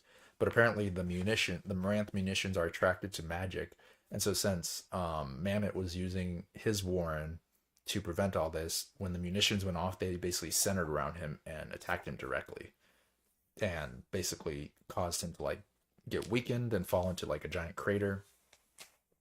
And then we just cut to like a small excerpt of Crone talking about what she witnessed with like all the dragon fights and everything. And then we cut back to Hedge, who sets off the explosion, and we get that explanation from Darudon. Basically, they go up to the hole, and the Jakku creature still like lives and is there. And then the Azeth comes through and entangles the Jakku creature and captures it. And it just looks like a bunch of like vines taking it while the water's like filling up. Um, and then at this point, we also learn that Callum finds out the piping system of the city is connected to like gas lines. And so if they detonate the rest of the intersections, it's going to cause the whole city to blow up. And so they decide not to go with that plan because they're going to die as well if they do that. Okay. And that's the end of the chapter. So we'll go back over what kind of happened here. Um, yeah. So let's see. It's probably one of the lines of best explained. It's Perrin's hound's blood that fights back against the. Oh, okay, okay. Perrin teleporting is not explained in this book. Yeah, they don't explain that. So it's the hound's blood that caused him to fight back against the Finnish. And we learn that later when he sees the hounds again, and they're like, we have a kinship with him. So has he like somehow fused with the hounds or like grown a relationship with them or gained some of their blood? Like Perrin's leveling up somehow, power wise, when it comes to this. And I'm assuming it's gonna get explained. But he levels up, he gets the Atataro sword, he is has kinship with the hounds, he like gets rid of chance, but like he gets like the whole aura or magic with the Finniss or the Azeth. I don't know. He's becoming more powerful. And I really like how he's maturing as a character, to be honest with you, because like in the beginning he's like I mentioned, in the beginning he's the noble who like the arrogant noble basically in the beginning. And he eventually turns into like someone who's reliable and respectful, and he has morals and a mission and things he wants to do. He wants to save Tattersall or meet her again, avenge her. And even when like Lauren dies, as we'll see later, I really liked what they did with like Lauren and Perrin and how he like somehow still respected her at the end and was respectful instead of like spitting on her in her final words. He gave her a proper burial, and he's really matured as a character, I would say. But yeah, that's what happened with the battle. I don't know if I explained it well, but that's kind of what I got from it with what happened. But there was a lot, and it's kind of hard to understand. But I mean, a lot of things happen. A lot of lore and magic things I don't understand with the Azeth yet, but we'll learn about that in book two apparently.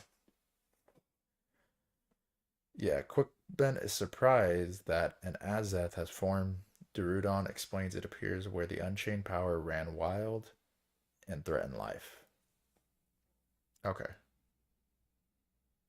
Don't know what that means still, but we'll learn more about it as we go on. Excuse me. Okay. We're almost to the end. Chapter 23. Perrin is all of a sudden fighting. Rude the Hound, and he's about to die when the Hound stops fighting him, and then Cotillion appears and says the Hound stopped because he has a kinship. So I guess this goes back to the Hound's blood thing that we'll learn later. And then Rope basically taunts him at this point, and it sounds like he's gonna possess Perrin. He's like, "Don't get caught." So I don't know if he's like possessing Perrin in a way, or if it's like something with the Hound's blood. Um, and he kind of like takes that approach as well, because when he comes back into reality, he tells Mallet he's going after Lorne, but he doesn't let Mallet look over his wounds. He's just like, I'm going. But he doesn't want Mallet to sense him because Mallet could sense the possession if Rope is there. So I don't know if Rope is in him exactly after that or not, or if it's something with the Hound's blood. But after that, we cut to Crocus, who is roaming around the streets, and basically he's watching Moonspawn above the city, and he's just oblivious to everything going on. And then Bart finishing his reading in the kit, or he's finishing raiding the kitchen and getting a bunch of food, and then he heads out. Lauren is then after Crocus, and she unleashes a Galen demon, sort of like the one from earlier, but this one seems like stronger, I guess, or bigger. It's like a 12-foot demon, and they can also turn into like a brown dragon. at the same time, and it has like a double-sided axe that it carries with it. Let me check the chat real quick. The captain drew a breath. He turned once again to Lorne, her armor removed. She proved light in his arms. Yeah, I like that part when it said that. She turned the blade on herself, then to steal the magic of life. Oh, I like that. See, I really like the part with Lorne and Perrin at the end. Um, I really like Lorne as a character. I don't know if that's like a hot take or not, since she's kind of like the villain, but I really liked her inner turmoil and her backstory and how she was dealing with things. Yeah, we cut back to Lorne though, after she released the demon, and then we go to Baruch, who's basically mourning Mamet, and then Darudon comes in. She tells him of the events of the Azeth, and then she can also sense the demon that's loose, and basically the demon's so strong it could destroy the city. And they also sense the death of two other sorcerers in the area, and they know it's due to the Workin, and they need to like protect themselves now. Lauren, I think, is pretty well liked by most. Okay, Lauren is really interesting. I feel for her. Yeah, she at the very least is an interesting character. I think she's an interesting antagonist because she's sort of the antagonist in the book if we have to like choose one. I mean, obviously the big antagonist is like Lysine and like Tayshrin and stuff like that, maybe Hairlock. Um, but the depth that she has because she's like battling the adjunct versus Lorne kind of thing, and there's like moments of redemption in her when she talks about Lorne, and she has this inner turmoil, but she is like so sworn by duty that she's giving up her past self, which she had to do with Tattersall as well when during the dinner. Yeah, she's a pseudo villain. That's a good way to put it. Because she's not really like everyone's gray and has their own motives in this world. It's just the point of view we're looking from, is the way I say it. Like, especially in this world. So it's like I'm pretty sure if we follow Tayshrin or like certain things, we would view the events differently and maybe even view bridge burners as the bad because they're literally terrorists setting up bombs in a city. Like they're not innocent. Everyone is like guilty in a way. It's just a matter of who we're following. Okay. Yeah, we then cut to Rake and we get a really cool like visual of Rake who's scanning the city, kind of reminding me of like Batman kind of thing with Rake here, where he tells Solana he's basically tells her to return and says he's gonna handle the demon, and if he dies, then she can get vengeance on him. And then Cruel appears, but it's like an apparition, and basically he uh tells he's like telling Rake some stuff, but he also tells him to like not destroy the belfry and stuff because apparently the strength, at least the way I viewed it, the strength of gods in this world is set up through the beliefs of mortals. And so the belfry being there is a reminder that Cruel exists, since it's Cruel's belfry. And that's why he's so weak now. It's because like not people don't really worship him anymore. Versus other gods who are worshipped may get more power. So like Hood, everyone mentions Hood because it's the god of death. So obviously he's gonna have power and he's still prevalent in people's minds. But the gods who are forgotten are the ones that lose their power because it's through the mortals. Kind of like that concept is what I thought of it. Because he basically tells him not to destroy the tower because if the tower is destroyed, no one's gonna remember him and he can go away. Basically, that's the way I viewed it. Um, so Rake promises not to damage the belfry or try not to. Um, and he has a really cool like Batman moment where he like is scanning the city. He like jumps up, and then he grows wings, which we didn't know about before because I guess he is a shapeshifter. I guess so. Grows the wings, and he's like flying around. And then he eventually like is surveying, finds his target, and dives and plummets towards his target.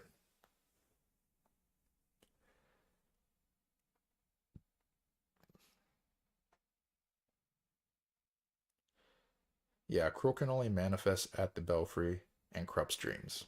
Yep. And I don't know if that's part of like because people just don't believe in him anymore. And so that's why he needs the Belfry as a reminder to stay alive. And then maybe Krupp obviously believes. Yeah. I see the quotes you mentioned with Lorne. I'm gonna wait till we get to the Lauren parts before I mention those, though. Yeah, and Rake says he intervenes because he knows no other way of living. Hmm. Yeah, it's interesting. Like everything with Rake is still interesting. We learn more about it, about it, but we still don't fully know motives and things of that sort. But there's a lot of intrigue for it. After all that, though, we cut to Callum, and he's like caught up to Fiddler and Hedge, only to be greeted by the Galen demon, standing there, who is 12 feet tall, like I said, holding the axe. And then he sees the demon take to the sky. And then we cut to Lorne, who decided to finally charge Crocus. And then Fingers, Corporal Blue show up, and we learn that Prince Kaz and Brood are basically the ones protecting Crocus when Lorne is attacked, and Colonel Blues is like driving her back, and then she runs away for that. And Fingers then brings Crocus to the estate and leaves him there, and he's like, "Go to the estate, you'll be safe there." And like you said, excuse me, she staggered half blind down the street, then wheeled around a corner. Out of the corner of her eye, she saw a flash of movement. The adjunct threw her back to the wall and raised her sword again. No, glorious end for the adjunct if you'd come a few minutes sooner. But she's basically getting attacked by Colonel Blues and Fingers, and then like she retreats into the alley. We know she's gonna die later when Mies. It says Mies and another woman. I'm assuming the other woman is Eralta. It just makes sense because she's always with Mies. I'm assuming it's Eralta though. But yeah, Lauren's driven back. They show up and they stab her, and she's basically left there to die, and she's bleeding out. And that's the end of Lauren until Perrin arrives for Lauren's final moments, and he takes her sword after her death. Also, Opon appears in this moment, and he's mad about Chance being given to the rope. Perrin threatens Opon and tells him to leave before the shadow figures like decide what to do with Chance. And then he then removes Lauren's armor and carries her body. Uh, and like you said with the quote before, where like her body was light, it's just a very deep moment. And he has like last minute respect for Lauren as a person, even though he wanted her dead. He was still contemplating it the whole time. He's like, should I kill her? Am I going to kill her? And like him not making that decision or having to is taken away from him to where he can actually view her as like a human for a second, if that makes sense, and feel empathy for her or pity her for the moments because she was thrown into this situation, and that's what's happening to everyone. They don't have control, and they're just thrown into the situation as well, and certain decisions lead to certain things due to people's past.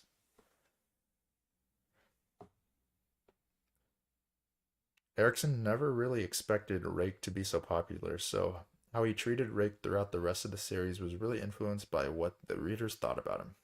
Okay. Yeah.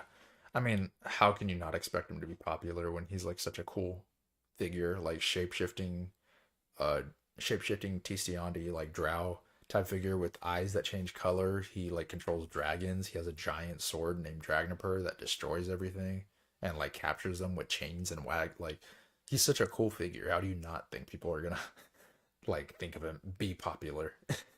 Like I mean, I get it, but like I get why he's popular. I don't see how he didn't see him as being popular, but that's interesting. Um, we then see at the very, very end of the chapter, Rig plummets to attack the demon, basically. But yeah, that's like the end of Lorne. Like I said, I really liked her as a character. She actually became one of my favorites in terms of like her intrigue and like the things I brought up with her. Um, Now she isn't like the best character. She isn't good. She's definitely not like she is the antagonist, but I like the development and her battle with Lorne and the adjunct and who is who, and killing Lorne to be the adjunct, and how death was like a sweet release for her and not like how it's supposed to be. She was like done. She couldn't handle the ramifications of her decisions, and she was struggling with it. And so this was kind of like a sweet release for her. At least was the way I viewed it. Yeah, Rick is kind of the face in Malazan now. Yeah, literally. Like I think the Malazan Book of the Fallen like cover that you see like has Rick on it, and like I feel like that's the character everyone references. Like I remember watching like tier lists of like fantasy characters, and they always mention Rake. They never really mention anyone else. Rake is always like the main one. Like he has a cool name too, Animander Rake. Like it's just sick. Yeah, the really well known cover is the Gardens of the Moon one with Rake. Yeah, with the moon spawn in the background. Okay, and we're almost done here.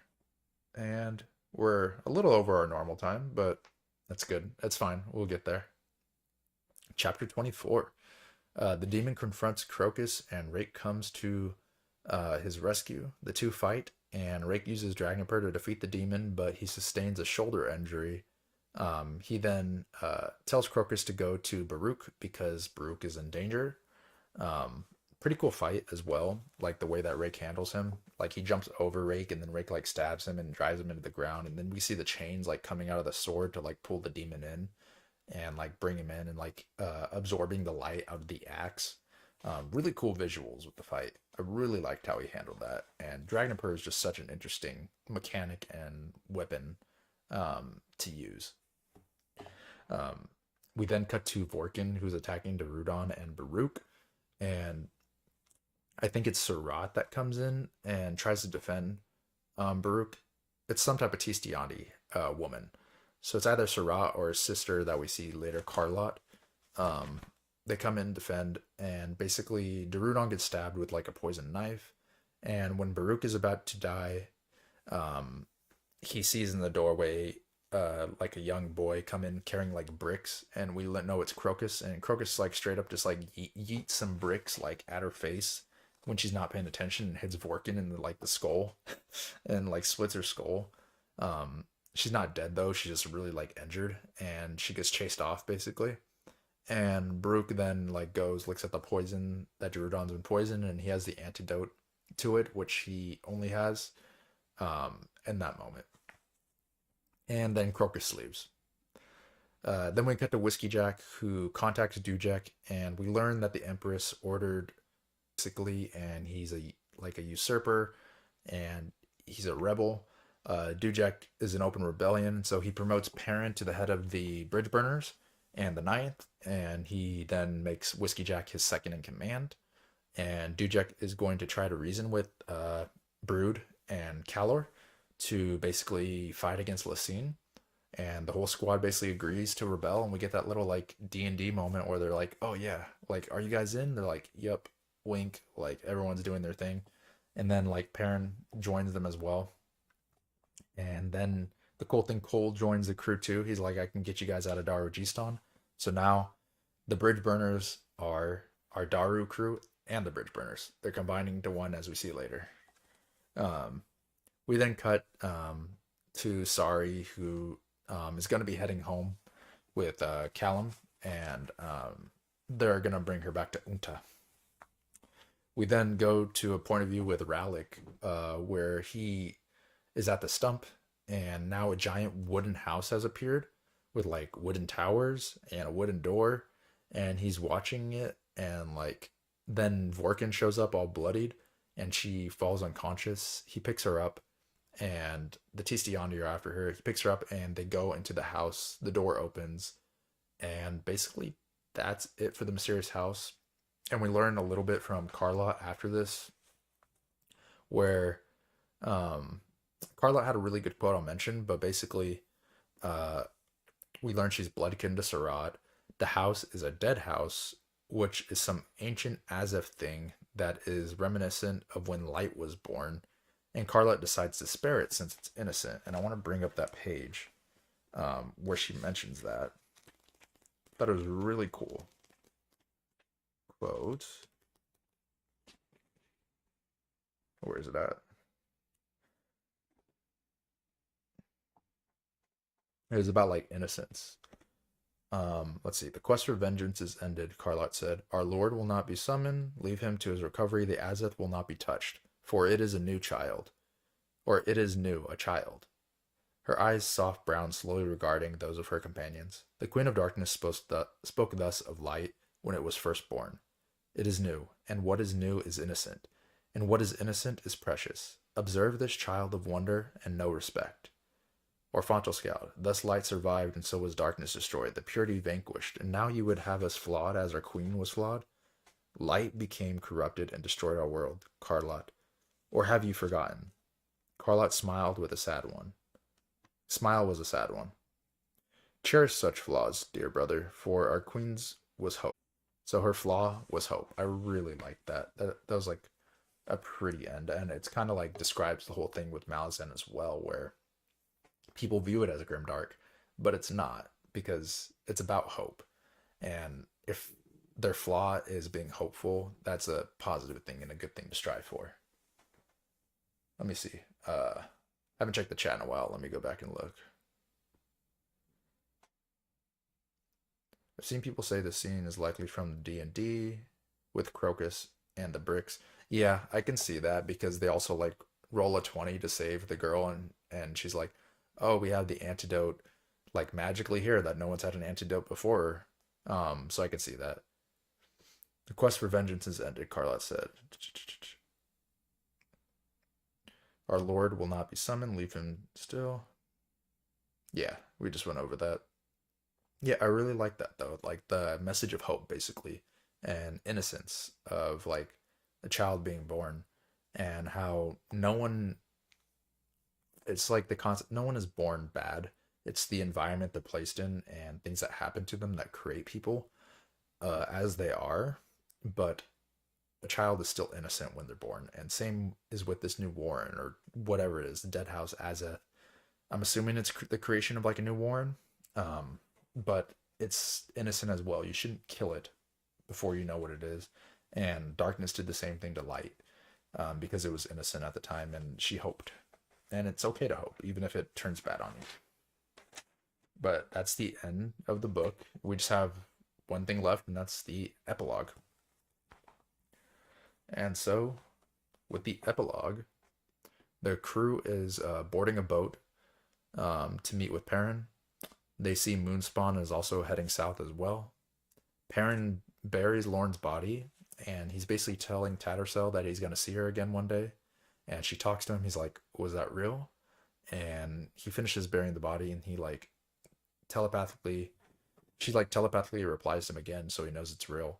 And I really like this part. I'll see if I can pull it up because it really showed the growth of Perrin, um, like from who he was in the beginning. I really like where he got to by the end of the book developmentally into a character that is like respectful and can do certain things.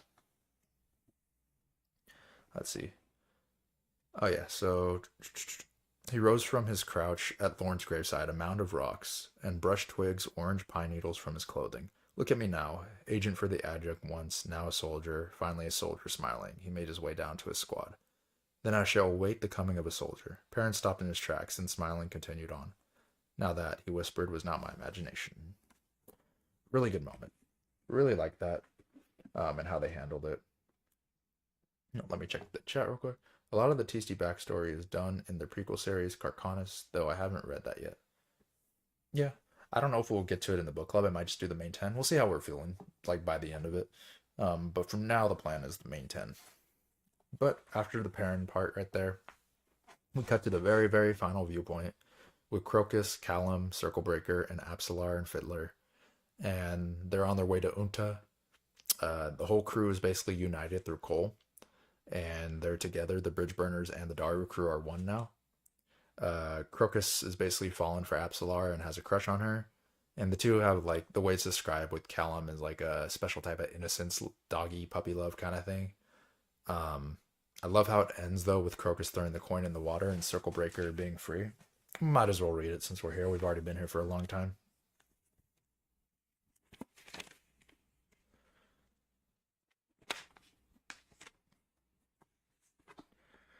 Crocus nodded affably. He held up the coin and examined the face on it. Do you believe in luck, Callum? No, the assassin growled. Crocus grinned happily. Me neither. He flipped the coin into the air. They watched it plummet into the sea, flash once, then vanish beneath the waves. From near the bow, Circlebreaker slowly nodded to himself. The eel would be delighted with news, not to mention greatly relieved. Then he returned his attention to the west and wondered what it would be like to no longer be anonymous to the world. This ends the first tale of Malazan, Book of the Fallen. Great ending. I loved it. I like how he wrapped it up. I mean, it was just so good. I probably like the biggest complaints of the book are just the confusion, which is something that will get corrected on rereads and going through the series, and like the events, certain things happening, how he handles viewpoints. But that's all stuff that gets fixed in future series, and it's not a big detriment. Um, yeah, the characters on the boat are the characters that come back in book two: Crocus, Absolar, Mammoth, Familiar, Moby, Fiddler, and Callum. I really like the prologues and epilogues of Malazan. I think three of the epilogues made me cry. Yeah, I really like this one too. Like the closure, being like, oh, I don't need luck anymore. And he like throws a coin in. And it's also before like luck can turn sour on him and turn into bad luck. Um, it was just really good overall. I really enjoyed it. Like I said, it's probably in like the A tier in terms of books right now. Maybe low A, could be high B. If I would have to rank everything in C, but it's like in that range at the moment. I know future books are going to be even better though. So I don't feel too bad about putting in like the A tier. I think that's where I'm going, like an A minus at the moment if I were to rate it per se. But yeah, that is Gardens of the Moon though. It was a fun adventure. I liked it. And considering it's the worst, one of the worst ones when it comes to Malazan, it's only positive from here. And it'll be interesting to see everything that happens and everything that derives from this. Did you guys have any questions or anything though you wanted to ask before we head out? Like I said, next week we're probably gonna do uh, the first thing we're gonna do is figure out what the chapter breakdown is gonna be. So it's just gonna be like a fun stream. There's not gonna be anything to read. We're just gonna do like a chapter breakdown, figure out what it needs to be and what our plan is going forward, what we kind of want to separate it into, and then after that, I think I'm gonna do a character tier list. I'll try to think of something else. We might do like a art review where I like bring up some of the cool art of like some of the cool events to like review what happened. And then I'll give like my total thoughts on the book. I kind of already gave it uh, as it is, and that'll basically be it. I'll probably have a video on the channel, which is just like a basic spoiler-free review for Gardens of the Moon, separate from like the live stream. But we're gonna basically get our schedule fixed for the next book going forward in the next stream, and maybe do a fun little tier list for the characters. The setup probably, like I mentioned before, will look a little different. I'll probably do a face cam, so I have my computer ready, so it's not going to look as professional, but it should still be sufficient for the stream. We'll see how it looks. Any predictions for book three, since book two is hard to predict since it's a new continent? I'm very excited to see your thoughts on Dead House Gates. Um, book three. Hard to say. I've never been one to predict stuff, so it's hard to look that much forward without the events in front of me.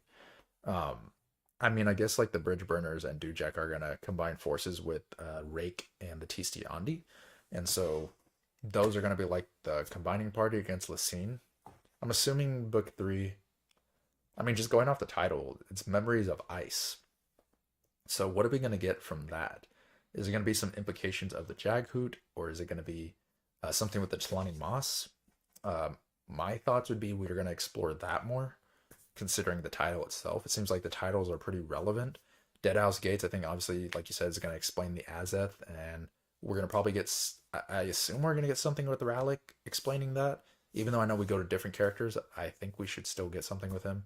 But I'm guessing, knowing nothing about book two, I have no clue. I'm assuming it's just going to build the conflict and keep going forward. I don't really have any predictions at the moment. I assume Lysine's going to eventually fall for that, but no really major predictions. I just know maybe something to do with the Jaghoot, since it's called Memories of Ice, and we know that like the memories that we see with Cruel or something in the past. Yeah, that's basically it though. Really like Gardens of the Moon. Glad we got to experience it, and it only gets better from here basically. Yeah, Deadhouse Gate is the Azeth and Malaz City. Yeah, it'd be cool to see Malaz City and spread everything out. I'm assuming we get to see Unta a little bit more as well. Um, for that, so Azeth is Deadhouse Gate and Azeth Malaz City, set in chapter like 21. Yeah, yeah. Get ready to be a new cast of characters. There are many fan favorites among them. That'd be great to see because I know a lot of people love the bridge burners, but we'll see how it is. To be honest with like the bridge burners, like someone like Whiskey Jack, I know he's like the leader, but he's not really like my favorite. Like I feel like half of the bridge burners we got distinct stuff and explanations for, or like enough time to where we could really know them, like Quick Ben, Callum, Sorry, Perrin, Whiskey Jack a little. But then we have like the other half, which is like Mallet, Hedge, Fiddler, and Trots. Like we don't really know much about them yet, so they're kind of like nondescript NPCs to me at the moment. I know we'll build more on them as we go, and we'll get more background and learn more about them. But we didn't get enough time with them in the first book to really build a connection.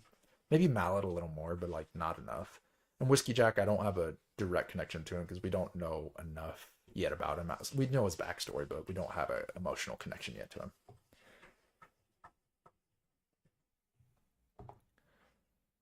Yeah, you're not really a bridge burner guy. I mean, I like them. I'm not fully like in love with them though. Like I like the Daru crew more. Like I like half of them. I really like Perrin, Apsalar, Sorry, Callum, and Quickben. And but like the other half, I don't know yet because we just haven't had enough time with them, in my opinion. So we'll see what happens with them. Um, but then Daru crew, I feel like we got sufficient time with all of them, so that's why I feel more connected to them at the moment. But I guess would you consider? I guess this will get cleared up later, but like the Daru crew mixing with the bridge burners, are they considered bridge burners now? Because that would change my perspective on if I'm a bridge burner guy. Because if the Daru crew is part of them, then I would consider them like I'd be like them a lot more. I mean, the Daru crew I really like outside of like Crocus. Like I'm fine with Crocus. He's just dumb, really dumb. But yeah, took me a while to really start liking most of the bridge burners. Okay, book two will have a smaller party of bridge burners to get to know, and Callum, Fiddler, Crocus, and Apsalar. Now, Daru are not bridge burners. Okay, so they're still separate, even though they're like kind of like working together at the moment with Cole. Good to know though.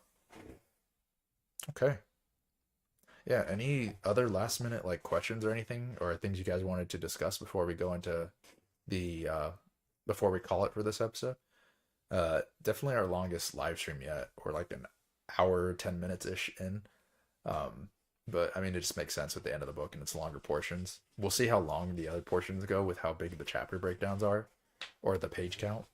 Since this is the shortest book, we're definitely gonna have to break it down more succinct, and not just like multiple sub books. But yeah, thank you all for watching though. Hope you guys had a good holiday if you do celebrate Thanksgiving.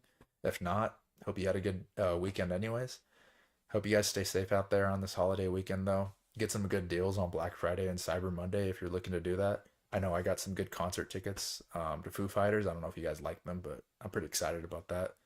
Um, but other than that, though, it was a pleasure getting to read through this with you guys, and I really appreciate you guys being here. I feel like you really helped me understand it, and I'm excited for next week and the books to come. Other than that, though, thank you all for watching, and I hope you have a wonderful rest of your day. Peace out. And I'm gonna like squeeze over here to end the stream.